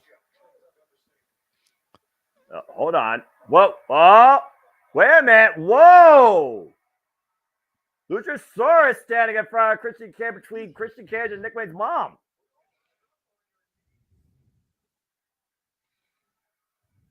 And maybe this dinosaur has a heart, but not a brain.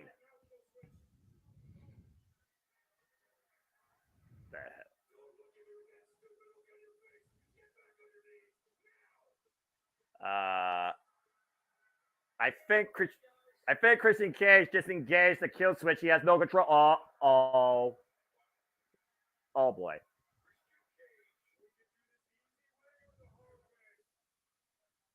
Come on, Luchasaurus. Act like a man of your own right for once in your life.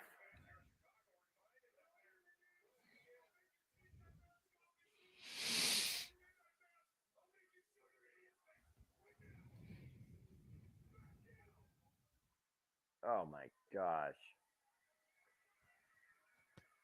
Oh no! What the hell? Well, Christian Cage just pushes the swords into Nick Wayne's mom up against the ropes. That's a 300+ pound man's full body weight going into I don't know what women weigh.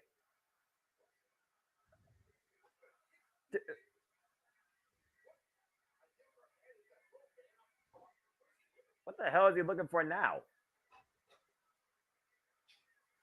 Wait, oh God, no! You can't be serious. It's Christian, of course. No, stop. No, I don't give a damn. Stop. Get the second one. You cannot. Is Nick Wayne literally going to stand there while Christian Cage concertos his mother? Not only is he going to stand there, he's helping Christian. He gave him the chairs. Someone has to stop this. Seriously. She's not even a wrestler. She's not even a competitor. Wait a minute.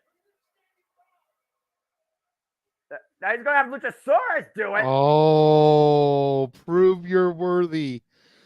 Prove that you're still one of us. Kill switch. This can't happen. This cannot be happen. This cannot happen here on the eve where families are supposed to be together. This has gone beyond professional. Whatever the fuck you are, don't you do it.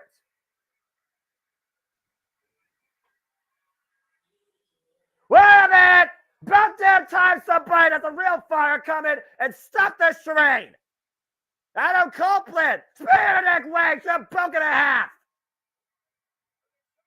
The shot of Fence Luchasaurus.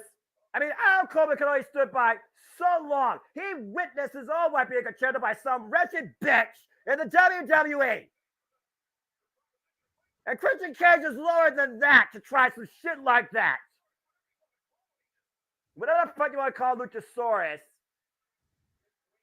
And Nick Wayne, you deserve this and more. I hope you get sent to the infirmary. Spear again! Good.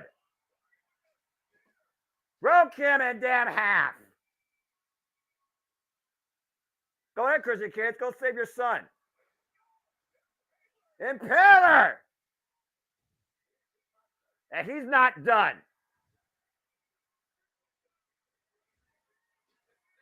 I mean, you trigger Adam Copeland. You best realize who the true heel in this relationship is, Christian Cage. Adam Copeland right now, sick of body of legitimate son, but Nick Wayne's mom there. Block and check on Nick Wayne! Mama Wayne, it had to be done. This is all on you, Christian Cage, you false prophet, or patriot, whatever the hell you call yourself. I don't think Adam Coleman just realized what he did either. He just knows Christian Cage is there, and he is seeing red. He wished that was Christian Cage. But unfortunately, happy Thanksgiving, Nick Wayne's mother, your son just got concerto by the Radar Superstar. A kill switch of a different form was engaged tonight, courtesy of Christian Cage, and triggered by Adam Copeland. This got way entirely out of control. As we try and establish law and order here, let's go backstage from Robert Ray Paquette. I feel bad for Nick Wayne's mom. Well, emotions running high as Luchasaurus, again, might be just one more nerve away from finally having a brain once again. This guy's supposed to have a master's degree, right? Damn. Oh. All right, say. Yeah, let's focus on the women here. Anna Jay has a triple threat, okay? No one gives a damn about the fact you hate dancing and can't work together, you free stooges. No wonder Chris Jericho dropped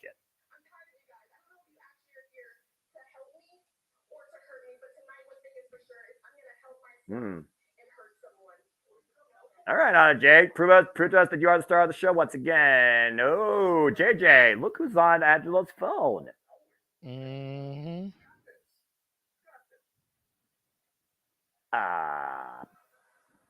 All right. Mm-hmm. I'm telling you, I am loving this angle, this storyline that is progressing between Cool Hand Angelo Parker and Ruby Soho. It is just so fun. It's not the only storyline right now that's progressing at a whole different degree as AEW Full Gear shows us continued fallout in the evolution of the patriarchy. As we go back now to Continental Classic action for the Go League, Los Fashion nominates Roosh 10-5-1 in his past 16 matches. One of the most intense competitors in all of AEW goes one-on-one for the first time ever against Switchblade Jay White as we try and switch gears on what just happened here. Talk about a real nasty thing to not be grateful for on the eve before Thanksgiving. Jeez. Well, anyway, as we get back to in reaction, folks, again, the Continental Classic continues here. 3 points for a win, 1 point to a draw, 20-minute time limit. And, of course, Bruce, a former Ring of Honor World Champion. At the end of this tournament, the Ring of Honor World Championship, WWE Strong Weight Championship will culminate with a new title, the AEW Triple Crown, the Continental Classic Championship, and that will be determined December 30th. Wait, why'd the lights go out? Hold on. This isn't usual. Oh, okay. I was about to say. And there you see the self-proclaimed catalyst, the leader of the Bang Bang Gang, The guy that single-handedly sold out Madison Square Garden, that brought the first Forbidden Door, and hopes to rebound from his first ever singles loss, MJF and AEW Full Gear, Switchblade Jay White. It was not Blue Coco's night, JJ. Not only did the Guns fail to capture the Ring of Honor Tag Team Championships during the 0 hour, but Jay White pulled every possible shot he could and still failed to capture the AEW World Championship. Yeah, I mean, to the point here in the chat room, the guy who lost to the guy he bullied, robbed, who was on one leg. Yeah, Like, seriously. Yeah. You see Paul Turner right now reminding him again, this tournament, there are no seconds. There is nobody at ringside. They are one-on-one contests. As boys are being driven backstage. Bell rings are underway. Referee Paul Turner for this contest. It's Roots versus Jay White for the first time ever one-on-one. Continental tie-up, and we'll see how Jay White tries to manipulate somebody that has a very short fuse. We got one more to go tonight after this, of course, with Mark Briscoe and Jon Moxley. That should be a banner. That's putting it politely. As Bruce right now backs Jay White into the corner, and Jay White slithers his way to the outside in between the ropes. Right now, Roosh, again, just waiting for Jay White to come in. Again, count out helps for nothing. If Jay White gets counted out, Roosh gets 3 points. That's a win. Bottom line, you win, you get 3. You draw, you get 1. You lose, you get nothing. Jay White, who was previously involved, I believe, in 4 G1 climaxes, and why he never won that tournament, he did steal the briefcase for the IWGP World Heavyweight Championship from Kota Ibushi. Then faced Kota Ibushi in a 47-minute classic at Wrestle Kingdom 15 and fell short that night, too. That's Roosh. Whoa! That's long, it's far, It's and good. Point for Chicago football team. I don't know who they are. The Bears. Oh, thank you. Wow, big shop. Bears, Bulls, freaking Cubs. How many Chicago teams are there? Dadgummit. Well, they're probably a hockey team I'm missing too, but I don't know sports. Drop kick back of the head. What? The Blackhawks. Okay, Bravo. And Bravo. And then for baseball, it's the Cubs and the White Sox. White Sox. Oh, yeah, White Sox. That's right. And Bruce, woo. Jay White able to get out of the way of an attempted tope. Woo. Try to lure Bruce in the false security. It's a chop. Ooh. Took him off his feet. Chopped the big tree down there with one shot. Yeah, Tim Burr. The slowest descent for Switchblade Jay White since his descent into utter madness after losing out against MJF for the AEW World Championship. Uh-oh. And now Jay White's going to go for a ride into all 4 corners, courtesy of Roosh. Oof. You think about the physical battle both of these men went through. For Jay White, it wasn't as physical as it was for Roosh, but it damn sure was mental. Oh, my word. Draped over the barricade. And we're talking about Roosh. This is the guy coming off that damn 4-way ladder match. And it looks like he's 100%. Like he's showing no sign of weakness. Well, to be fair, Jay White came off of a 30-minute banner against the champion. Granted, he was the dominant force for a good chunk of it, but it's not like he went in there and had a squash match or he had the night off. Yeah, and MJF worked over his legs very heavily, as we know, in that reverse figure 4 leg lock. Again, you can't afford to give up a match here in the early going. You have to set the pace for yourself in this block. Tiebreakers could be the ultimate factor in being a finalist or just a participant. These two won't get to fight forever, but of course, you guys can fight forever in the AEW video game if you choose. Play it with your friends. Great holiday gift. Play it with the family. Become a fan today of AEW for the wrestling, not for the utter nonsense carried out across the internet, or rumor has it too. Even if somebody acts like a man-child. Oh! Big chop in the corner by Roosh here, and Jay White exchange. Oh my gosh, did you hear that? Jesus. Yeah, again, we know how tough Jay White is, but Roosh, it's a whole different level of intensity when it comes to a Toro Blanco, JJ. Of course, Bruce recently signed a new contract this year to also confirm that he will be all elite for the long haul. We see Roosh in bangers earlier this year against Dax Harwood and Bryan Danielson. Just name a couple. Roosh has also been in the ring though with Jon Moxley for the AEW World Championship. And of course, Jon Moxley is in this same block, meaning a rematch is coming. Absolutely. And you said that was Dax Harwood, right? Not Dax Hardwood, like the graphics said. Yeah, exactly. I also say that you missed the ball, you got the whore. Wait a minute. Ah, fake out. Jay White was expecting it. Good call by Roosh there. And JJ, Jeff, and Multiverse Mia, tranquilo. Tranquilo, mi amigos and males. Tranquilo. As this match will continue, restaurant quiet, picture in picture. Don't go anywhere, folks. Okay, so first off, Nick Wayne, you deserve it. I feel bad for Nick Wayne's mom, who's probably an emotional wreck. But Adam Copeland could only stood by so much with the threat that literally they were threatening to Concerto Woman. Covered by Jay White. It's a 1 count. Yes, Jeff, I saw your hand go up there, boss man. Yeah, go for it, brother. I would like Josh's comment put back up for a moment since we're on picture-in-picture commercial. Which one? The very last one about the tag titles. Okay.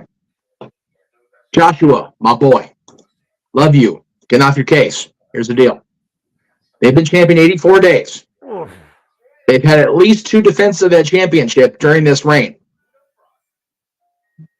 Maybe more if I'm remembering right. So they're well within the 30 days.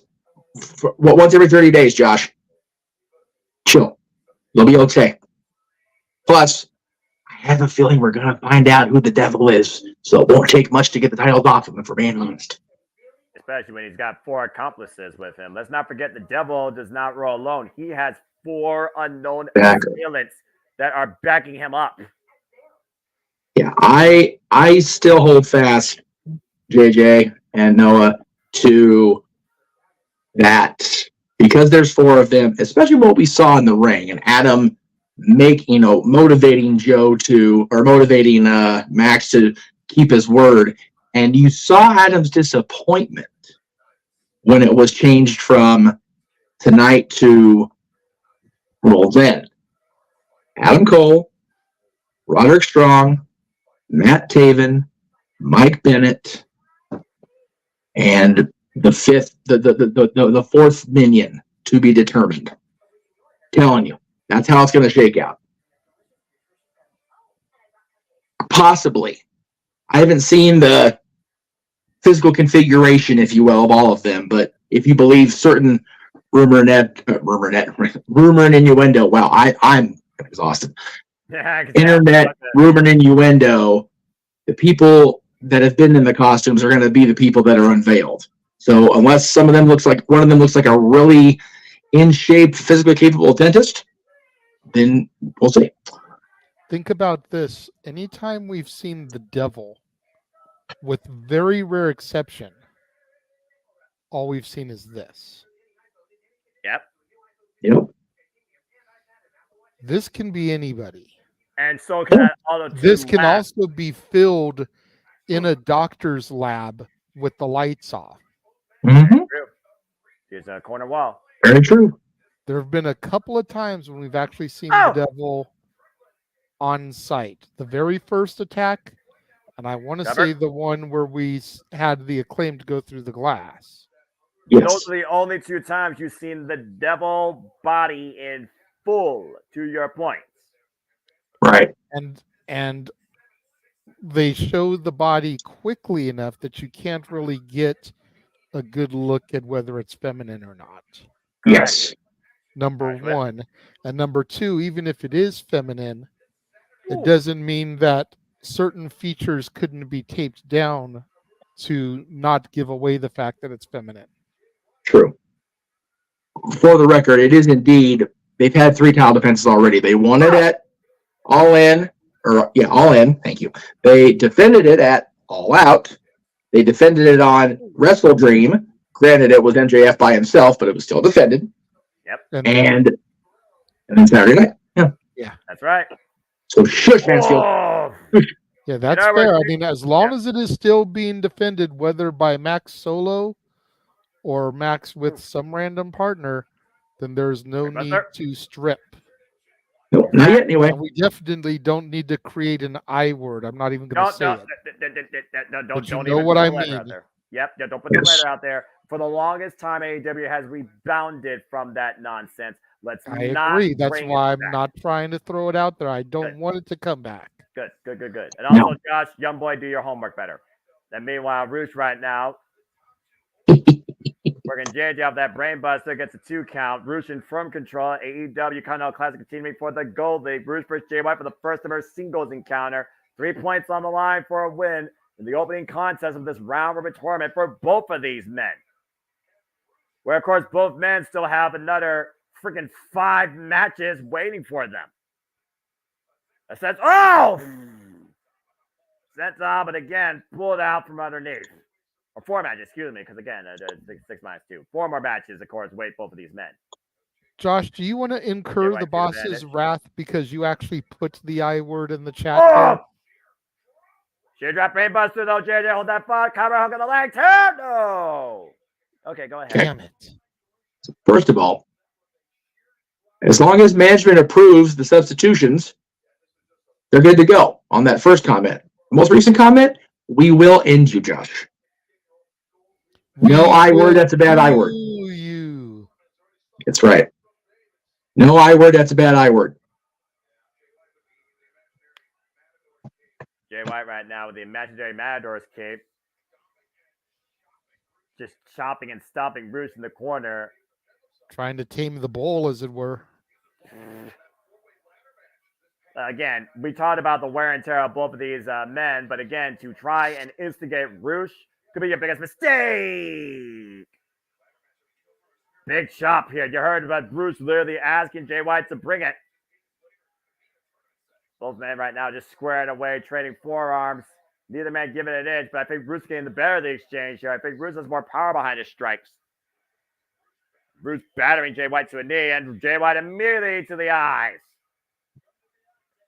From the eye, that always gives you a bit of offense. That always gives you a bit of an advantage, right? Whoa! Pop-up knee strike. Jesus. Got hooked. Bang, Uranagi. Deep stack, cover, two, no. Woof. You notice the body was on the right side, by the way, and Bruce got the left shoulder up. Again, it's all about that way that you go for the cover. As Jay White might be looking for a Blade Runner here. Bruce counter. Oh, gosh. These chops, the infallible difference makers here in this contest. Open palm that time. Ooh, overhand. Golly! Josh, I'll give you that one. That was high. Hey, hey, JJ, would you like to take a chop from Roosh? Oh, Sure, why not? you crazy boy. Oh, God! Maybe not that.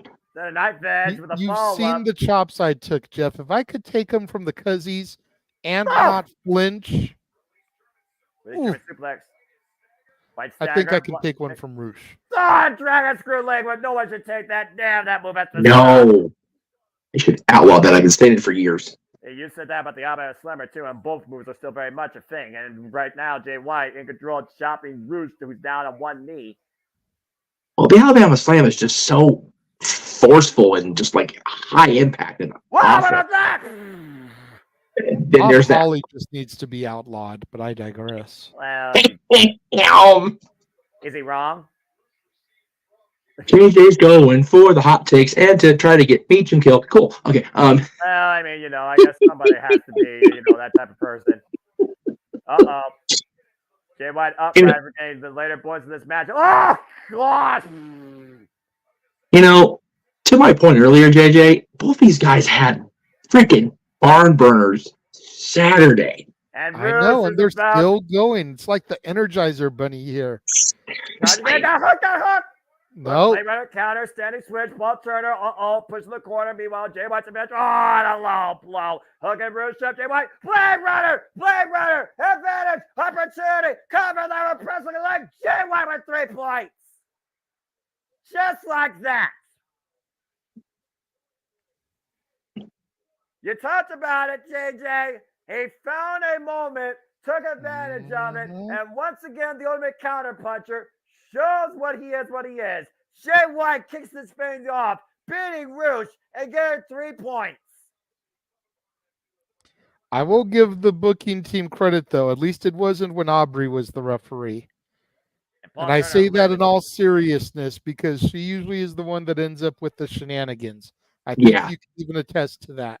So the fact that it happened with Paul Turner instead of Aubrey, I think, was a nice take. And you see the updated bracket for the Gold League. Swerve Strickland, Jay White now both with 3, while Roosh and Jay Lethal start off with 0. And there are 4 matches left for each of the 4 competitors we have seen so far. And of course, our main event will be the last match of the Gold League round 1. And it will be a first ever singles encounter as Mark Brooks goes to John Moxley. But oh boy. Oh, here we go. But coming up next, Tony Storm's championship acceptance speech. Should be picture in picture. In a timeless era for the AEW Women's Division after this commercial break. Noah, what time is it? Damn it. It's about that time. Noah, what time is it? And for you to do your rant when we come back and the women are in the ring, why I continue to show. No. I'm gonna get it out of the way now because I actually want to hear what Tony says because she's the best fucking female character they've had since Jade Cargill. The shit needs to fucking stop. It's fucking predictable. Yep. You can set your clock by it. It is fucking bullshit. This is why AEW's women's division is the worst women's division in the States. Yep. WWE, for all its faults, had something like 23 women on Raw this week. Yep. In multiple segments. Yep.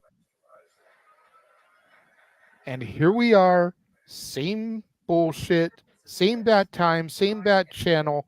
You can literally set your clock to it.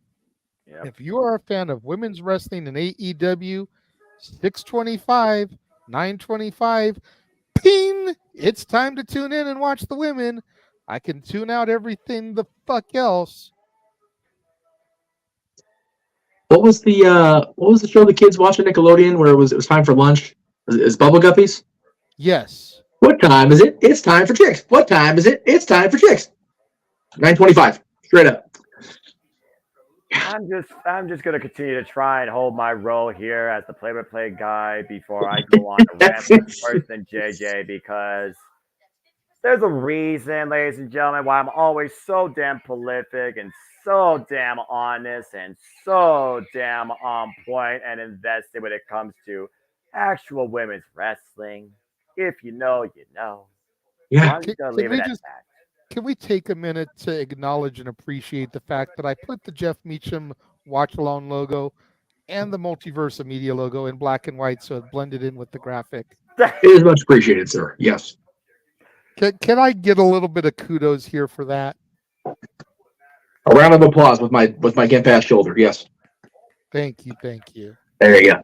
No, it's to hear Noah continue my rant on women's wrestling and how AEW, the company that he loves the most in the States because they are professional wrestling, damn it, and how their women's division is fucked worse than WWE. Super chat. It's going to take a lot of money for you to get the worst side of me because you don't want to see that come out if you do not want to be demonetized or thumbs down. Anyway, back to the show. Instead of taking the hat off to you, Josh takes his leg off to us. There you go. As we are here in the Windy City, Chicago, Illinois, on this Thanksgiving Eve for All Elite Wrestling. What's up, Keen Train? Good to see you. Shout you are here just in time for Timeless Tony. As we look back real quick at the four-way ladder match where Absolute Ricka Starks and Big Bill outlasted the field and retained their hold on the AEW Tag Team Gold. And yes, Walter, we did just hit you with the Bubble Guppies reference. Yes, we did. The only action that we saw at Full Gear, guys. And JJ, you owe me some comeuppance because I was right, RIGHT, as the Golden Jets beat the Young Bucks 1-2-3. And the Outlaws are taking a indefinite hiatus as they threw their Jordans into the audience and ran off in a tantrum spree. Number one, I've never been happier to be wrong. Right. And number two, oh, look, the Bucks threw a temper tantrum, acting like children, just like somebody else from Chicago called them, proving that he was right all along. Thank you. Next. As we go backstage, what the hell? And that was after the media scrum, apparently. Big Bill and Ricky Starks attacked Chris Jericho. Tag team champions going after that already damaged right arm for the Judas effect. Good grief. Just winding up again. Oh, no. Oh, no. Gonna make it hard for Chris to steer the cruise ship. Push a stage crate into the Judas effect. Judas effect might be of no effect anymore for the time being. Right? And we got wonder when the Golden Jets will cash in their 10th opportunity. They might have delayed it much longer after that assault. As we go down to the ring. As we go to RJ City and Renee Paquette. All right. Oh, Lord. An interesting night.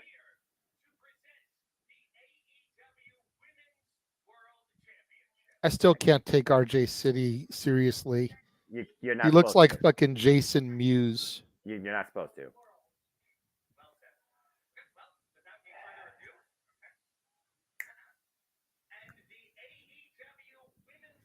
I'm not gonna say anything.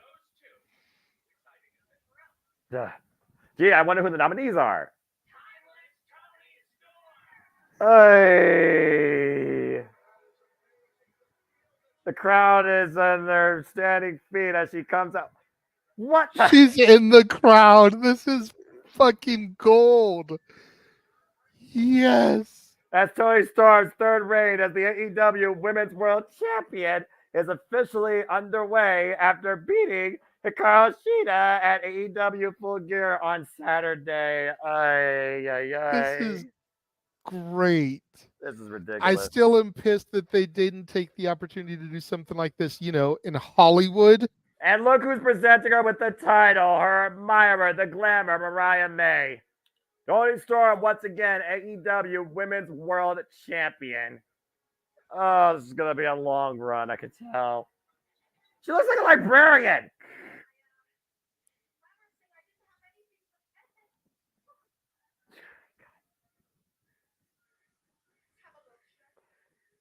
Speech?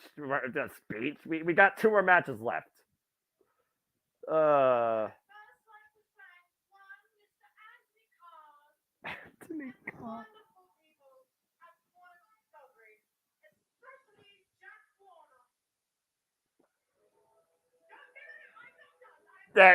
gonna cut this short. We're on a time clock here. Damn it! Damn it!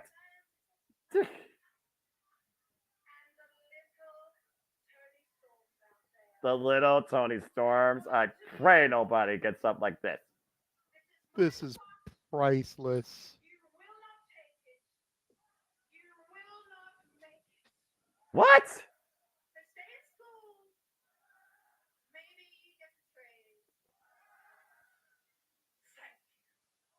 What?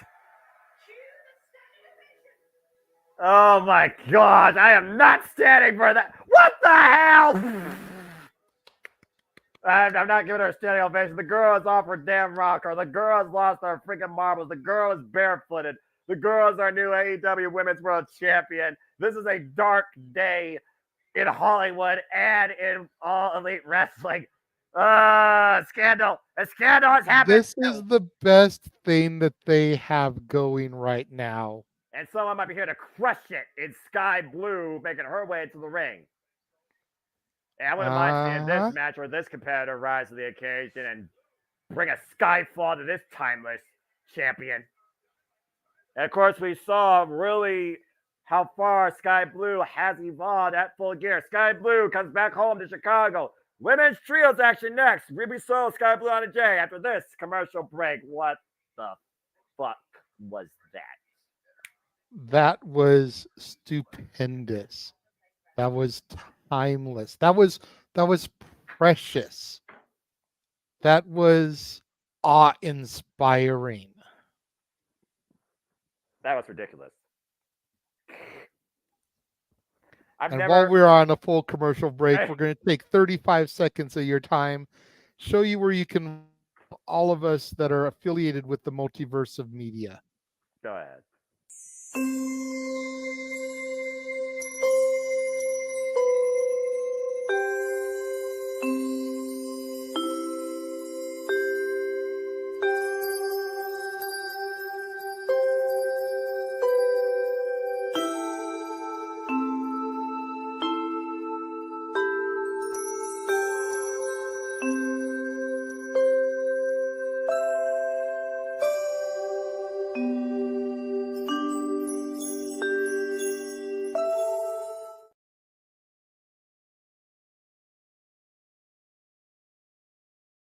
Are you good, Noah? Are you good? Because I think we just had a moment with Timeless Tony.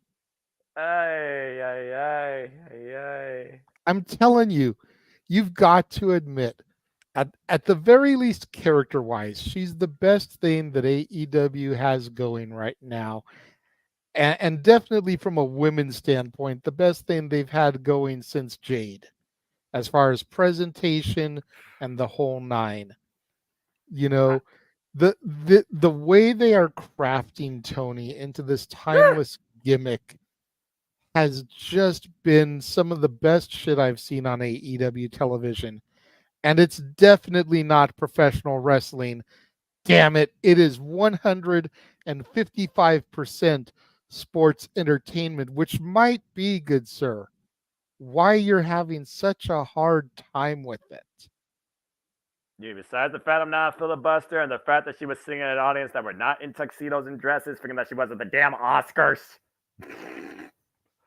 Oh my gosh. As the only person in the Japanese media that wears a suit on a weekly occasion, might I add, that was nuts. Look, I already told you, I was straight up real with you. I'm not a filibuster. I'm not a movie guy. All right? And the fact that we have gone within a year span from the strongest Lariato in Jamie Hayter to Hollywood's next leading role in Marilyn Monroe, Tony Storm, is still ridiculous. But I'll talk more about that later as we go back to women's action. AEW, back in Chicago, the home of Sky Blue. Sky Blue, Ruby Soho, and Anna Jay, triple threat action. And you gotta consider that one of these three ladies might be looking to plead a case towards challenging for a timeless Tory term spot sooner rather than later. And so Josh has a question for you in the chat room, good sir. What's up? No, because they're two different people. What's he trying to instigate? And you go from the filibuster, your timeless leading role, to the star of the show, Anna Jay, looking for her third win. The one on the screen, good sir. He wants to know who your new favorite is now that the bunny is gone. Oh, new favorite? Oh, it's still... I don't really have like a top favorite. I have like my favorites, and I'm just waiting for Jamie Hayter to haterade Tony Storm into the friggin' bargain bin, if I'm being perfectly honest. But I love what Sky Blue has become. I say it all the time in this industry. Sometimes, you can test the tear for your hell. Sometimes you need to change. If you're going to be better, if you're going to go further, and the opportunity that Sky Blue has created for herself goes to her merit in her growth as a character ever since Julia Hart missed her in the face. Why Ruby Soho might not be growing in the ring, might be growing something else entirely. Like Ruby Soho, of course, Saraya has won 13 of her 17 singles matches on Dynamite, though. Saraya, of course, a former AEW Women's World Champion. And we've seen lately, to your point, talking about love drama. Here's one for you, Casablanca. Ruby Soho and freaking, yes, I know that film. I know. When I was once a wee lad, I was once stuck with classic TV with my family. Yeah. Anyway, not TV, movies. Botch. Anyway, we see lately Ruby Soho right now flirting with one cool hand, Angelo Parker, much to Saraya's chagrin. I believe I saw on the internet yesterday that yesterday was 6 years that the Riot Squad debuted on the main roster. You would be correct. Riot Squad forever. Liv Morgan, Ruby Soho, and of course, Sarah Logan. And you see Ruby Soho. Why a super kick? That's what Damn you get it, for falling Matthew, in you're love. out of line, but you're not wrong. Love is blind. Love is foolish at the end of the day. Whoa. Missed the kick. There's a roll up by Anna Jay. Cover two.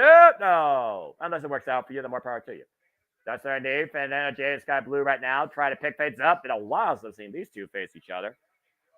Oh, and look at that. That's Sky Blue with her own curtsy there. Anna Jay right now. Your roll might be being taken. The hook exit stage right. Whoa! Well, maybe not with a hook kick like that. Jesus. Irish whip right now by Ruby Soul's coming back into play. Cuts Anna Jay off. That's Sky Blue right now. Of course, Sky Blue, Ruby Soul, we've seen their recent encounter when Ruby Soho took advantage of Sky Blue with the help of Saraya and beat her in singles action on Rampage. Nice Saito suplex by Ruby Soho, who comes there, of course, the most experience, not too far away from the Chicago area, Indiana, for those that don't know. And again, though, it's one of those things where Ruby Soho, to me, she's the one that kind of right now is going in a whole different direction. Anna Jay's out to prove a point. Sky Blue is out to really, once again, prove why the talk should be about her. And Ruby Soho, she might be looking for her next relationship. Oh, what a high kick. Falling to the feet of Angela Parker, who's showing a little bit of concern on the outside. Again, triple threat action here. First pinfall submission wins this match. And Angela, with a cheap grab of the leg there. Again, no qualifications, though. It is a triple threat. I also got to consider that in mind. That's fair. I always forget about that when it comes to the triple threats. Right?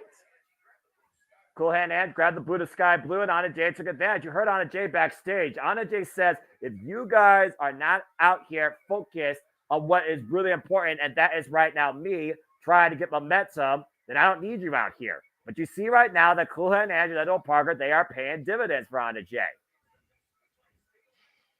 Then you saw Sky Blue, though, upstaging Toni Storm after she gave her acceptance speech. That was not a speech. That was a freaking statement. Seriously. As again, triple That's threat what here. a standard acceptance speech is like, dude. I know you're not into the Oscars, the Emmys, or any of that stuff, because we're in restaurant quality picture. Yeah, but right. that is essentially what an acceptance speech is like. They get up there. You want to thank the people, the fans, the people that helped you with the movie, the Academy, your managers, and then you're gone. And the fact that they hit the exit music early, trying to rush her off the stage, was just even more comedy gold, because you see that happen all the time. Ay.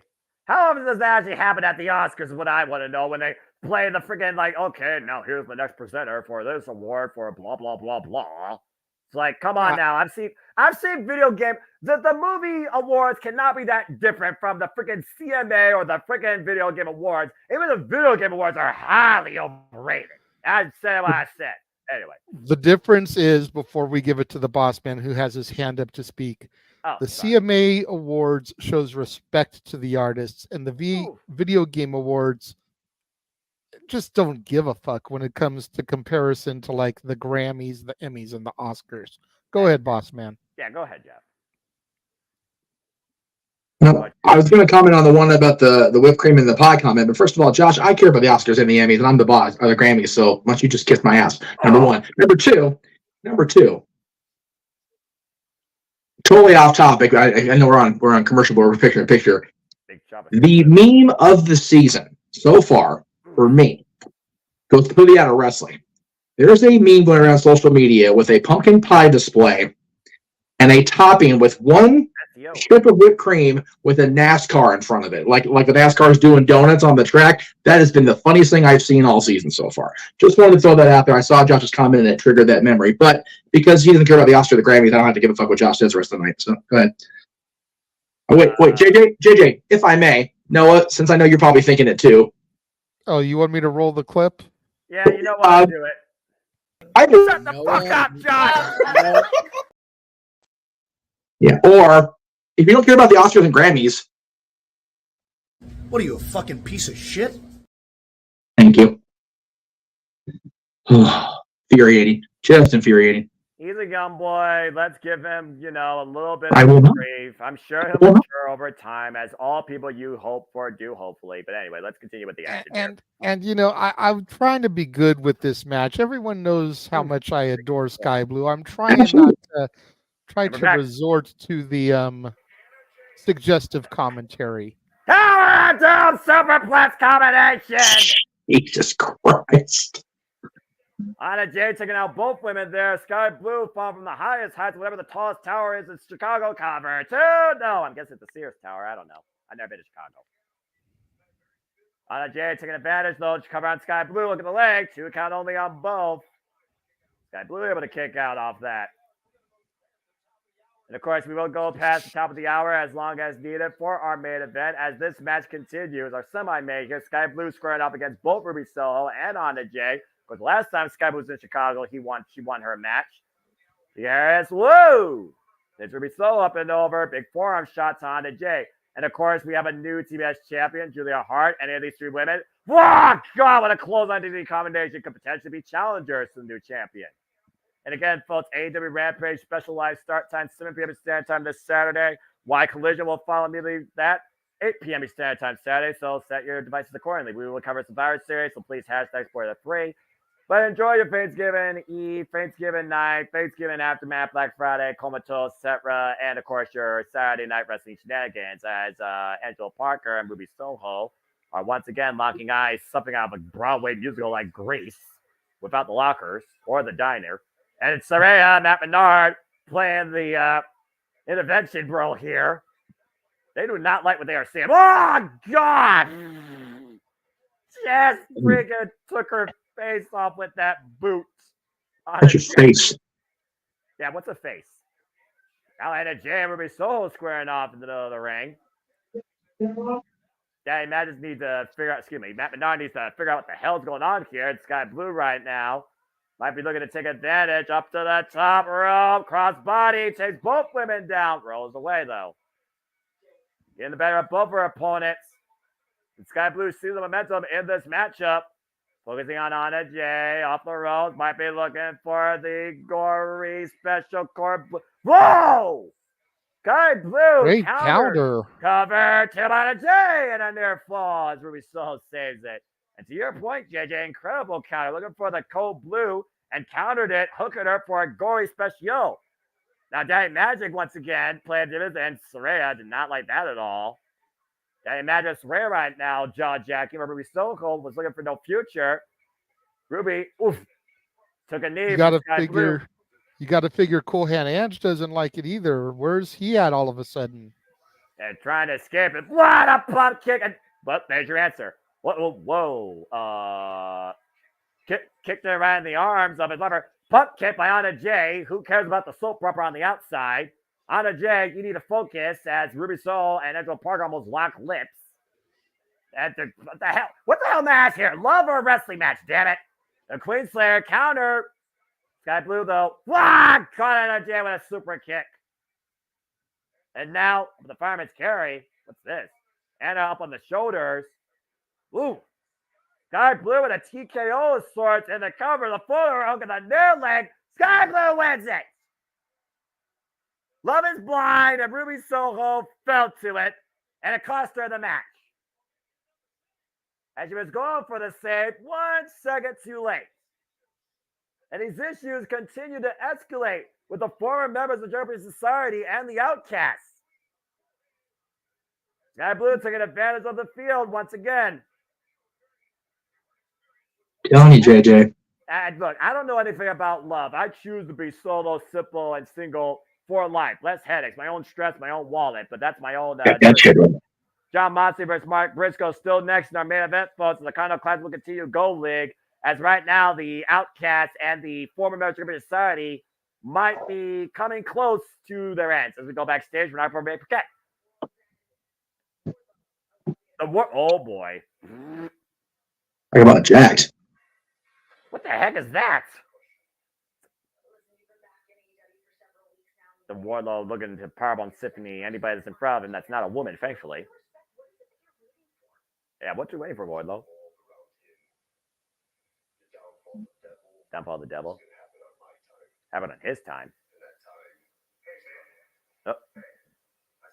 Oh, whoa, AR Fox. Been wondering where that guy's been.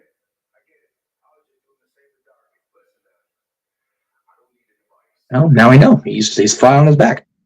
Or nice sitting up. There you go. Don't give advice to Wardlow. Let you take a headbutt to the heart. Or chin. Or jaw. Or all three. or Howard Robinson, but Well, I mean, the more you know. I mean, I guess Wardlow didn't take too kindly to the advice that AR Fox was offering as we get ready for our main event as Invite Mark Briscoe makes his way to the ring. First time ever monkey butt ugly singles encounter with Jon Moxley. This is not gonna be pretty, but I think my statement's accurate. Anyway, if y'all want to talk about what you just saw in that women's match or that backstage thing or what you're about to see in this encounter, go for it, gentlemen. Yeah, I'm just glad we're close to the bottom of the top of the hour, so this insanity might not go on too long between these two yahoos. Yeah, I'm about to say, with Jon Moxley, though, he loves to drag a fight out, Jeff. No, he does, but, Mark Briscoe's no slouch in the fight department either. Hopefully they'll beat the snot of each other enough where we can get off the air in a decent hour here. I'll give it 10, 15 minutes because if you know Jon Moxley, he is coming in furious after what happened at AEW Full Gear. I hope Mark Briscoe is prepared for this opening match. He hasn't. Jon Moxley, former AEW International Champion, previous challenger this past Saturday. Yep. He posted an AEW record of 79 singles victories in his career. Yeah, Mark Briscoe, again, former tag team champion in Ring of Honor many times over, but is yet to have that that one defining singles victory in his career. Winning this tournament, winning this round robin style wouldn't be a horrible way to pick that up, but he's got to get through Mox first here. I'm having a hard time with the commentary. I'm sorry, y'all. Jesus. No, you're perfectly fine. And to your point, again, folks, this is a round robin tournament, not single elimination. 20-minute time limit per matches. There are no seconds at ringside for anybody. It's 3 points for a win and 1 point for a draw. And again, we will go beyond the top of the hour. We will stay as long as this match takes in this first time ever singles encounter. Of course, Jon Moxley, no stranger to round robin tournaments. He was formerly involved in a G1 climax in 2019 when he first arrived in New Japan Pro Wrestling. And course, fresh off his departure from WWE. Yeah, and of course, put young boy Shota Umino in his corner underneath his wing. That's now Roughneck Shota Umino, who took the Ospreay 40 minutes and nearly won the IWGP UK Heavyweight Championship. So, Josh, to answer your comment, we're not going to put a clock on. Hopefully on TV they won't go as crazy. Don't put it out there, especially because he's not wearing a bandage on his head. But seriously, can we focus on one thing that doesn't have Jon Moxley is bleeding in the same sentence, please? When Jon Moxley's in the ring. And Jon Moxley, again, battered, bruised, brawler, and Mark Briscoe, wild, unorthodox karate man with a chicken. And they're going, both of these men just squaring off right now, trying to jack each other's jaws. I can't believe it's the first time ever these two have ever faced each other. That's crazy. And they're both as physical as they come, and violent. Ooh. Yeah, it's one of those. It's not as much a contrast styles as you would believe because Mark Briscoe, we haven't seen a lot of Mark Briscoe since his brother passed. Even before that, we weren't seeing a lot of them on TV. Period, if you count the Ring of Honor absence and the lack of contract they had. But these two guys are both roughneck wrestlers, but they can still throw in some technical things there. You wouldn't expect either one of these guys, and they're not doing that right now, obviously. But well, I'm about to say to your point, and of course, talking about rough encounters, of course, like we said, the kind of the Blue League, we have Eddie King versus Brody King, and Darren Garcia versus Claudio Castagnoli, and that is live Saturday night during AEW Collision. Again, folks, we asked you that night while we cover Survivor Series, please remain #spoiler-free. Yeah, we will not be doing a joint watch along or a double feature because we didn't know it was going to be live until I think this morning, maybe even yesterday. And we've got Survivor Series all back night book. We're good, folks. And Mark Briscoe right now with a drop kick through the ropes, taking Jon Moxley off his feet for the time being as Jon Moxley's on his knees. Mark Briscoe in control, and this reckless man off the apron. Whoa, rolling neck breaker. Matthew, I think the weak Chicago crowd, as far as the noise and the energy, goes back to just being booked too damn much. They're overdone. They've had how many AEW shows this year? They've had Impact there this year. They're going to have SmackDown Survivor Series there this weekend.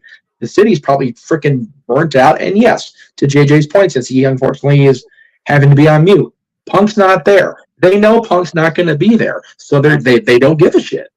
No.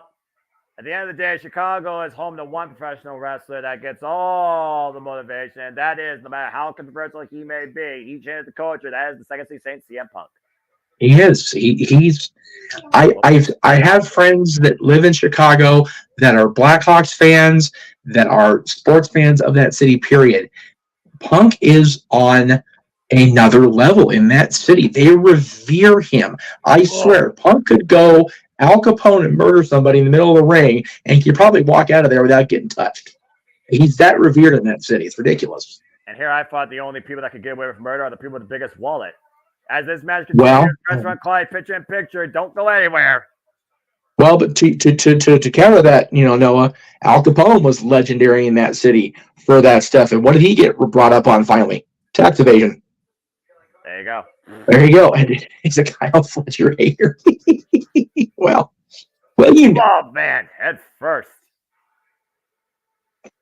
As this first time ever singles encounter continues with John Moxley and Mark Briscoe, our last of the opening matches for the remaining competitors in the Gold League of the first ever round robin tournament at AEW, the Continental Classic, which will culminate at World's End, crowning a brand new first time ever AEW, NJPW, and Ring of Honor Triple Crown champion. Ladies and gentlemen, Mark Briscoe is bleeding. I repeat, Mark Briscoe is bleeding, not John Moxley.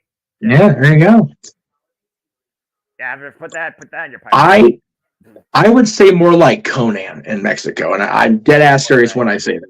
About because Conan was called for years and years when he was active, the Mexican equivalent of Hulk Hogan. I am spot on serious. Right. So Ray, again, he didn't cultivate his main career in the majority of Mexico, whereas Conan basically ruled that place for years. I hesitated to use the G word, but yeah, Punk's like a god there. He really is. And again, to the hearts in Canada, mainly in Calgary and the Alberta province, but they just, some people just achieve that level, and the people in this building know Punk's not going to be there. If he is going to be on wrestling television in this city this week, it's not going to be on tonight. It's not going to be tonight. It's going to be Saturday. Just yeah. Anyway. Cool. I'll say, let's just put it out there. That's a big ass if, and that's all I gotta say about that. Yeah. I guess it's unfortunate because this it's a follow-up to a pay-per-view, a big pay-per-view, a good pay-per-view, I thought, the other night, and the crowd's just kind of meh about it, for being honest. It's just one of those things where, again, Chicago, even the holiday, oversaturated market, as covered by John Monson, the Saito, and my Briscoe 2 count. When you burn a city proverbially to the ground with a single industry, the people are going to get tired of spending their money. It's just a fact of life, especially the locals. Then again, how many people actually live in Chicago, considering that city's rate? Sorry about that. I had a teenage impulse invasion. As we are back here at the main event, that was last quiet picture in picture. The Continental Classic continues for the Gold League. AEW Dynamite, Thanksgiving Eve. A very subtle, a very emotionally combustible night of action here. And you saw, of course, Mark Briscoe was busted open during the Wrestle Clyde picture in picture. John Moxley is not busted open yet, folks, believe it or not. No. It might be looking at surprisingly a driver. Damn. Cover. 2. No. Briscoe having to kick out, though. Looks like Josh's TV cop with the rest of us, as far as Mark Briscoe bleeding. Right? Like that Mansfield, he's been bleeding for a minute. Oh, man. Just blowing in the eye, stinging the man. Whoa! Briscoe with a kick, overhead kick. And you see Moxley staggered, though. Briscoe able to go there. That freaking karate, that hell stab by that crazy redneck. Then boy. Running elbow strike, and Mark Briscoe trying to get any sort of momentum he can to win this first time ever singles and opening round robin tournament contest. Of course, Mark Briscoe, the Briscoes, as we know, 12-time Ring of Honor Tag Team champions. Look for the close, like a cut! Big exploder, cover, middle of the ring, 2 count only. Yeah, again, Noah, to your point, 12-time tag team champion, but unlike Brother Jay, never really got that defining singles victory. Maybe this tournament will change that for him. I mean, we can only hope you hear him giving a nod to Jay Briscoe with the net breaker, but John Moxley applying a choke. Great finding. Transitioning. Looking for the. I got for arm bar there, and he's got his legs wrapped around his throat. He's kind of doing two moves in one there. That comes from the Regal brain. That's a cross arm breaker, Jeff. But you sit down on top of the arm. That's the Fujiwara arm bar. Yes, that's fair. Briscoe rolling into the ropes, though, able to break the hold before further damage could be applied. John Moxley using the entire 4.5 counts as advantage to the person in the front, by the way, next to Christine. Good to see you back in All Elite Wrestling, by the way. Continue to be a absolutely. Shout out to Shining Polaris. Great friend, great friend. Absolutely. Have fun. Oh, Lord. No, when JJ comes back in, I wanted to get his comments when he's able to. I didn't know this until today. And Matthew, that's actually a pretty fair take there, Matthew. I know so today. Apparently, I knew it was the anniversary of the match, but I didn't know what the significance was. It was either today or yesterday. I saw the post. Claudio Castagnoli had William Regal's last match on this day in history. That's crazy. I didn't realize that Regal's last match was with Claudio. That's pretty cool. And now we got Claudio Castagnoli versus Brian Danielson to come. That's going to be probably match of the tournament if I had to guess. Why these two are giving us a great main event match here. People are getting on their feet for this after that ridiculous double underhook DDT into the freaking fall explosive clothesline. Both men put all the stops here. Briscoe first to his feet, though, up in the fireman's carry. Step by driver. And might be looking for Froggy Bo. A shout out, of course, a callback. We've seen how many times the Briscoes won titles with this. Froggy Bo connects Mark Briscoe to cover till he's done. No more titles in AEW, Daniel. No, that's a bad Daniel. That's just get like letter grades down on Aaron style. No more AEW titles. The titles in AEW and the contract signings in WWE. What a friggin' paradigm shift. Oh. Froggy Bill perfectly connected on John Moxley. Great cover of Mark Briscoe. He has a 2.5. That's about as well as you could execute an elbow drop like that for a Briscoe. Yes. Whoa! And that's about as well as you could execute a friggin' rewind clothesline. Briscoe looking for a J Driller. I got caught with a ripcord lariat. Elbow under hook down. Yeah, he Ryder. That's it. That's gotta be it. Sit back, cover two. No. Wow. It was. Undertaker. And again, Matthew, to your point, Undertaker's WWE debut 32 years ago. That's crazy. Years ago. It's a big day in history all around, both in pop culture and in wrestling. You know, it's amazing how many days in the current era of professional wrestling, damn it, really coincide with great moments in this industry's history. Oh, my Briscoe on the top of the rope. Whoa! Oh, he almost got him there, Noah. Well, again, the submission hold, you put yourself at risk of being caught or exposing your body, and Mark Briscoe almost took advantage of that. Mark Briscoe rode through the exploder, though, the half and half, and Mark Briscoe squared off against John Moxley, still here. John Moxley realized for the first time ever, Mark Briscoe truly been about why them boys have been those crazy front rednecks of the tag team division Ring of Honor since pretty much his entire history. I don't know if he rolled through, if he just bounced off that Tiger Exploder, man. Briscoe popped, whatever it was, he popped right back up, man. Mark Briscoe's a tough boy. Well, Mark Briscoe and John Moxley, two different forms of DNA. Oh. Curse stop! He got him, man. Shout out to Seth friggin' Rollins. Believe that. Double hook DDT, high angle, Death Rider, and John Moxley hooks both legs in the cover. John Moxley with 3 points. Wow. Damn. I'm pretty sure that'll be a conversation in the car tonight on the way to the club because Travis is a big Doctor Who fan. So there you go. Big win for John Moxley there. Game fight, though, by Mark Briscoe. John Moxley rebounding from Saturday. And Mark Briscoe starts off a bit rocky in this round-robin tournament.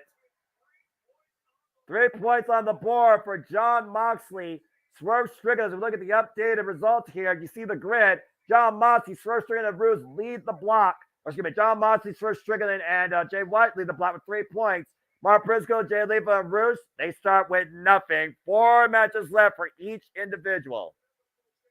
And remember, the winner of the Gold and the Blue League will face each other one-on-one at World's End to crown the first ever Continental Classic champion to become a Triple Crown champion.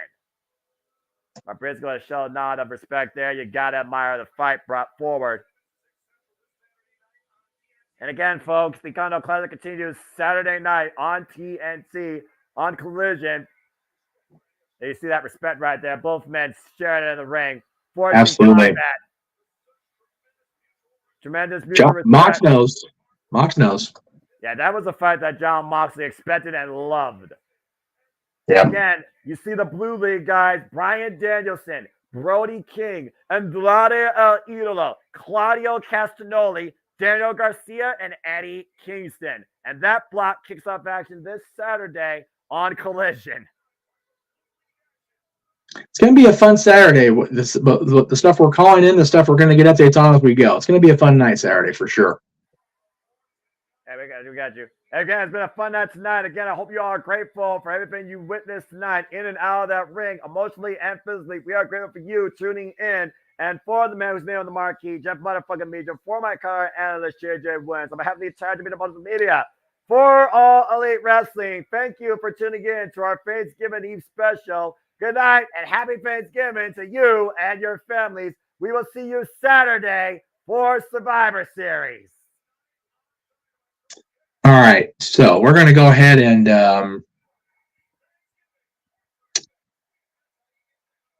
JJ, go ahead and run those. Roll that beautiful beam footage still, since you're still in the room. We'll go ahead and plug everything we do here, brother.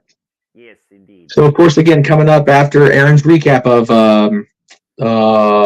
Dynamite, we'll be Talk Wrestling tomorrow for the love of wrestling, talking about both Monday Night Raw, looks like, as well as NXT, because guess who's back?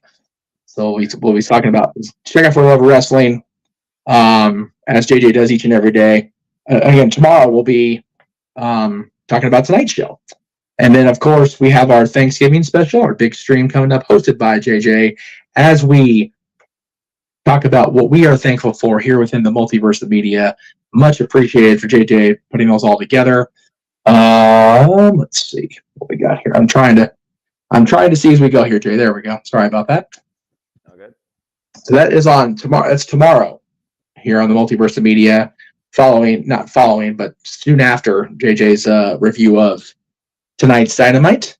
And then, of course, Saturday night, usually all right for fighting on the AEW side of things with Collision, but we have our annual Thanksgiving time tradition from WWE and across the multiverse as we do our watch along of the 37th annual, I can't believe the thing, Survivor Series, 2 War Games matches. You at home can vote on who gets the advantage in the women's match, courtesy of Ruffles Potato Chip, which is so get me started on that shit.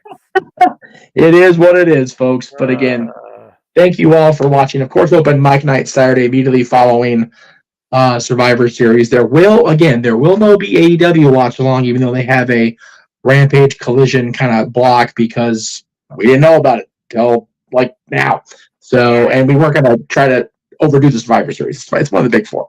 Yeah, so, yeah, that's fair. That's fair. But we thank you all for watching. I know it's a Wednesday night. I know a lot of people are in prep for Thanksgiving, so we appreciate you taking the time away from the prepping of all the meals and all the gluttony, because we appreciate you guys watching us do our thing. JJ, appreciate you. I know you're in the green room watching. Appreciate you commentating when you could. Appreciate the situation at home. Again, Thanksgiving prep. Home mitches are a thing, ladies and gentlemen. So we thank you. And unless we forget, because of what Noah's wearing, thank you to our scumbag, the AEW World Champion himself, MJF.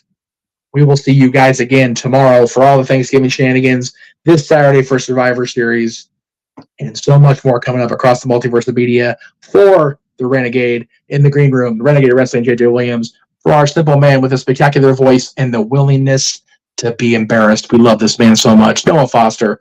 I am Jeff.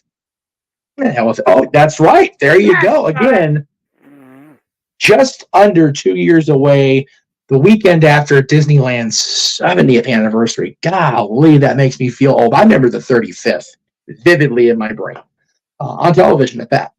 There was the big promotional thing for it back in 1995. Good grief. 85. Excuse me. I'm doing the math wrong again. 40th in 1995, because we were having the release of the Indiana Jones adventure, the attraction there. 30th, I do remember, though, vaguely. 35th for sure. Have a wonderful night, guys. We will see you tomorrow on our For Love of Wrestling from JJ and our Thanksgiving stream across the multiverse. And I'll see you guys here in about 20 minutes. Hopefully Aaron goes short here for Talk Wrestling. We'll see you next time across the multiverse. Have a good night, folks. Enjoy your holiday. And happy Thanksgiving, of course, to everybody. If I don't see you, have a good one. Thank you.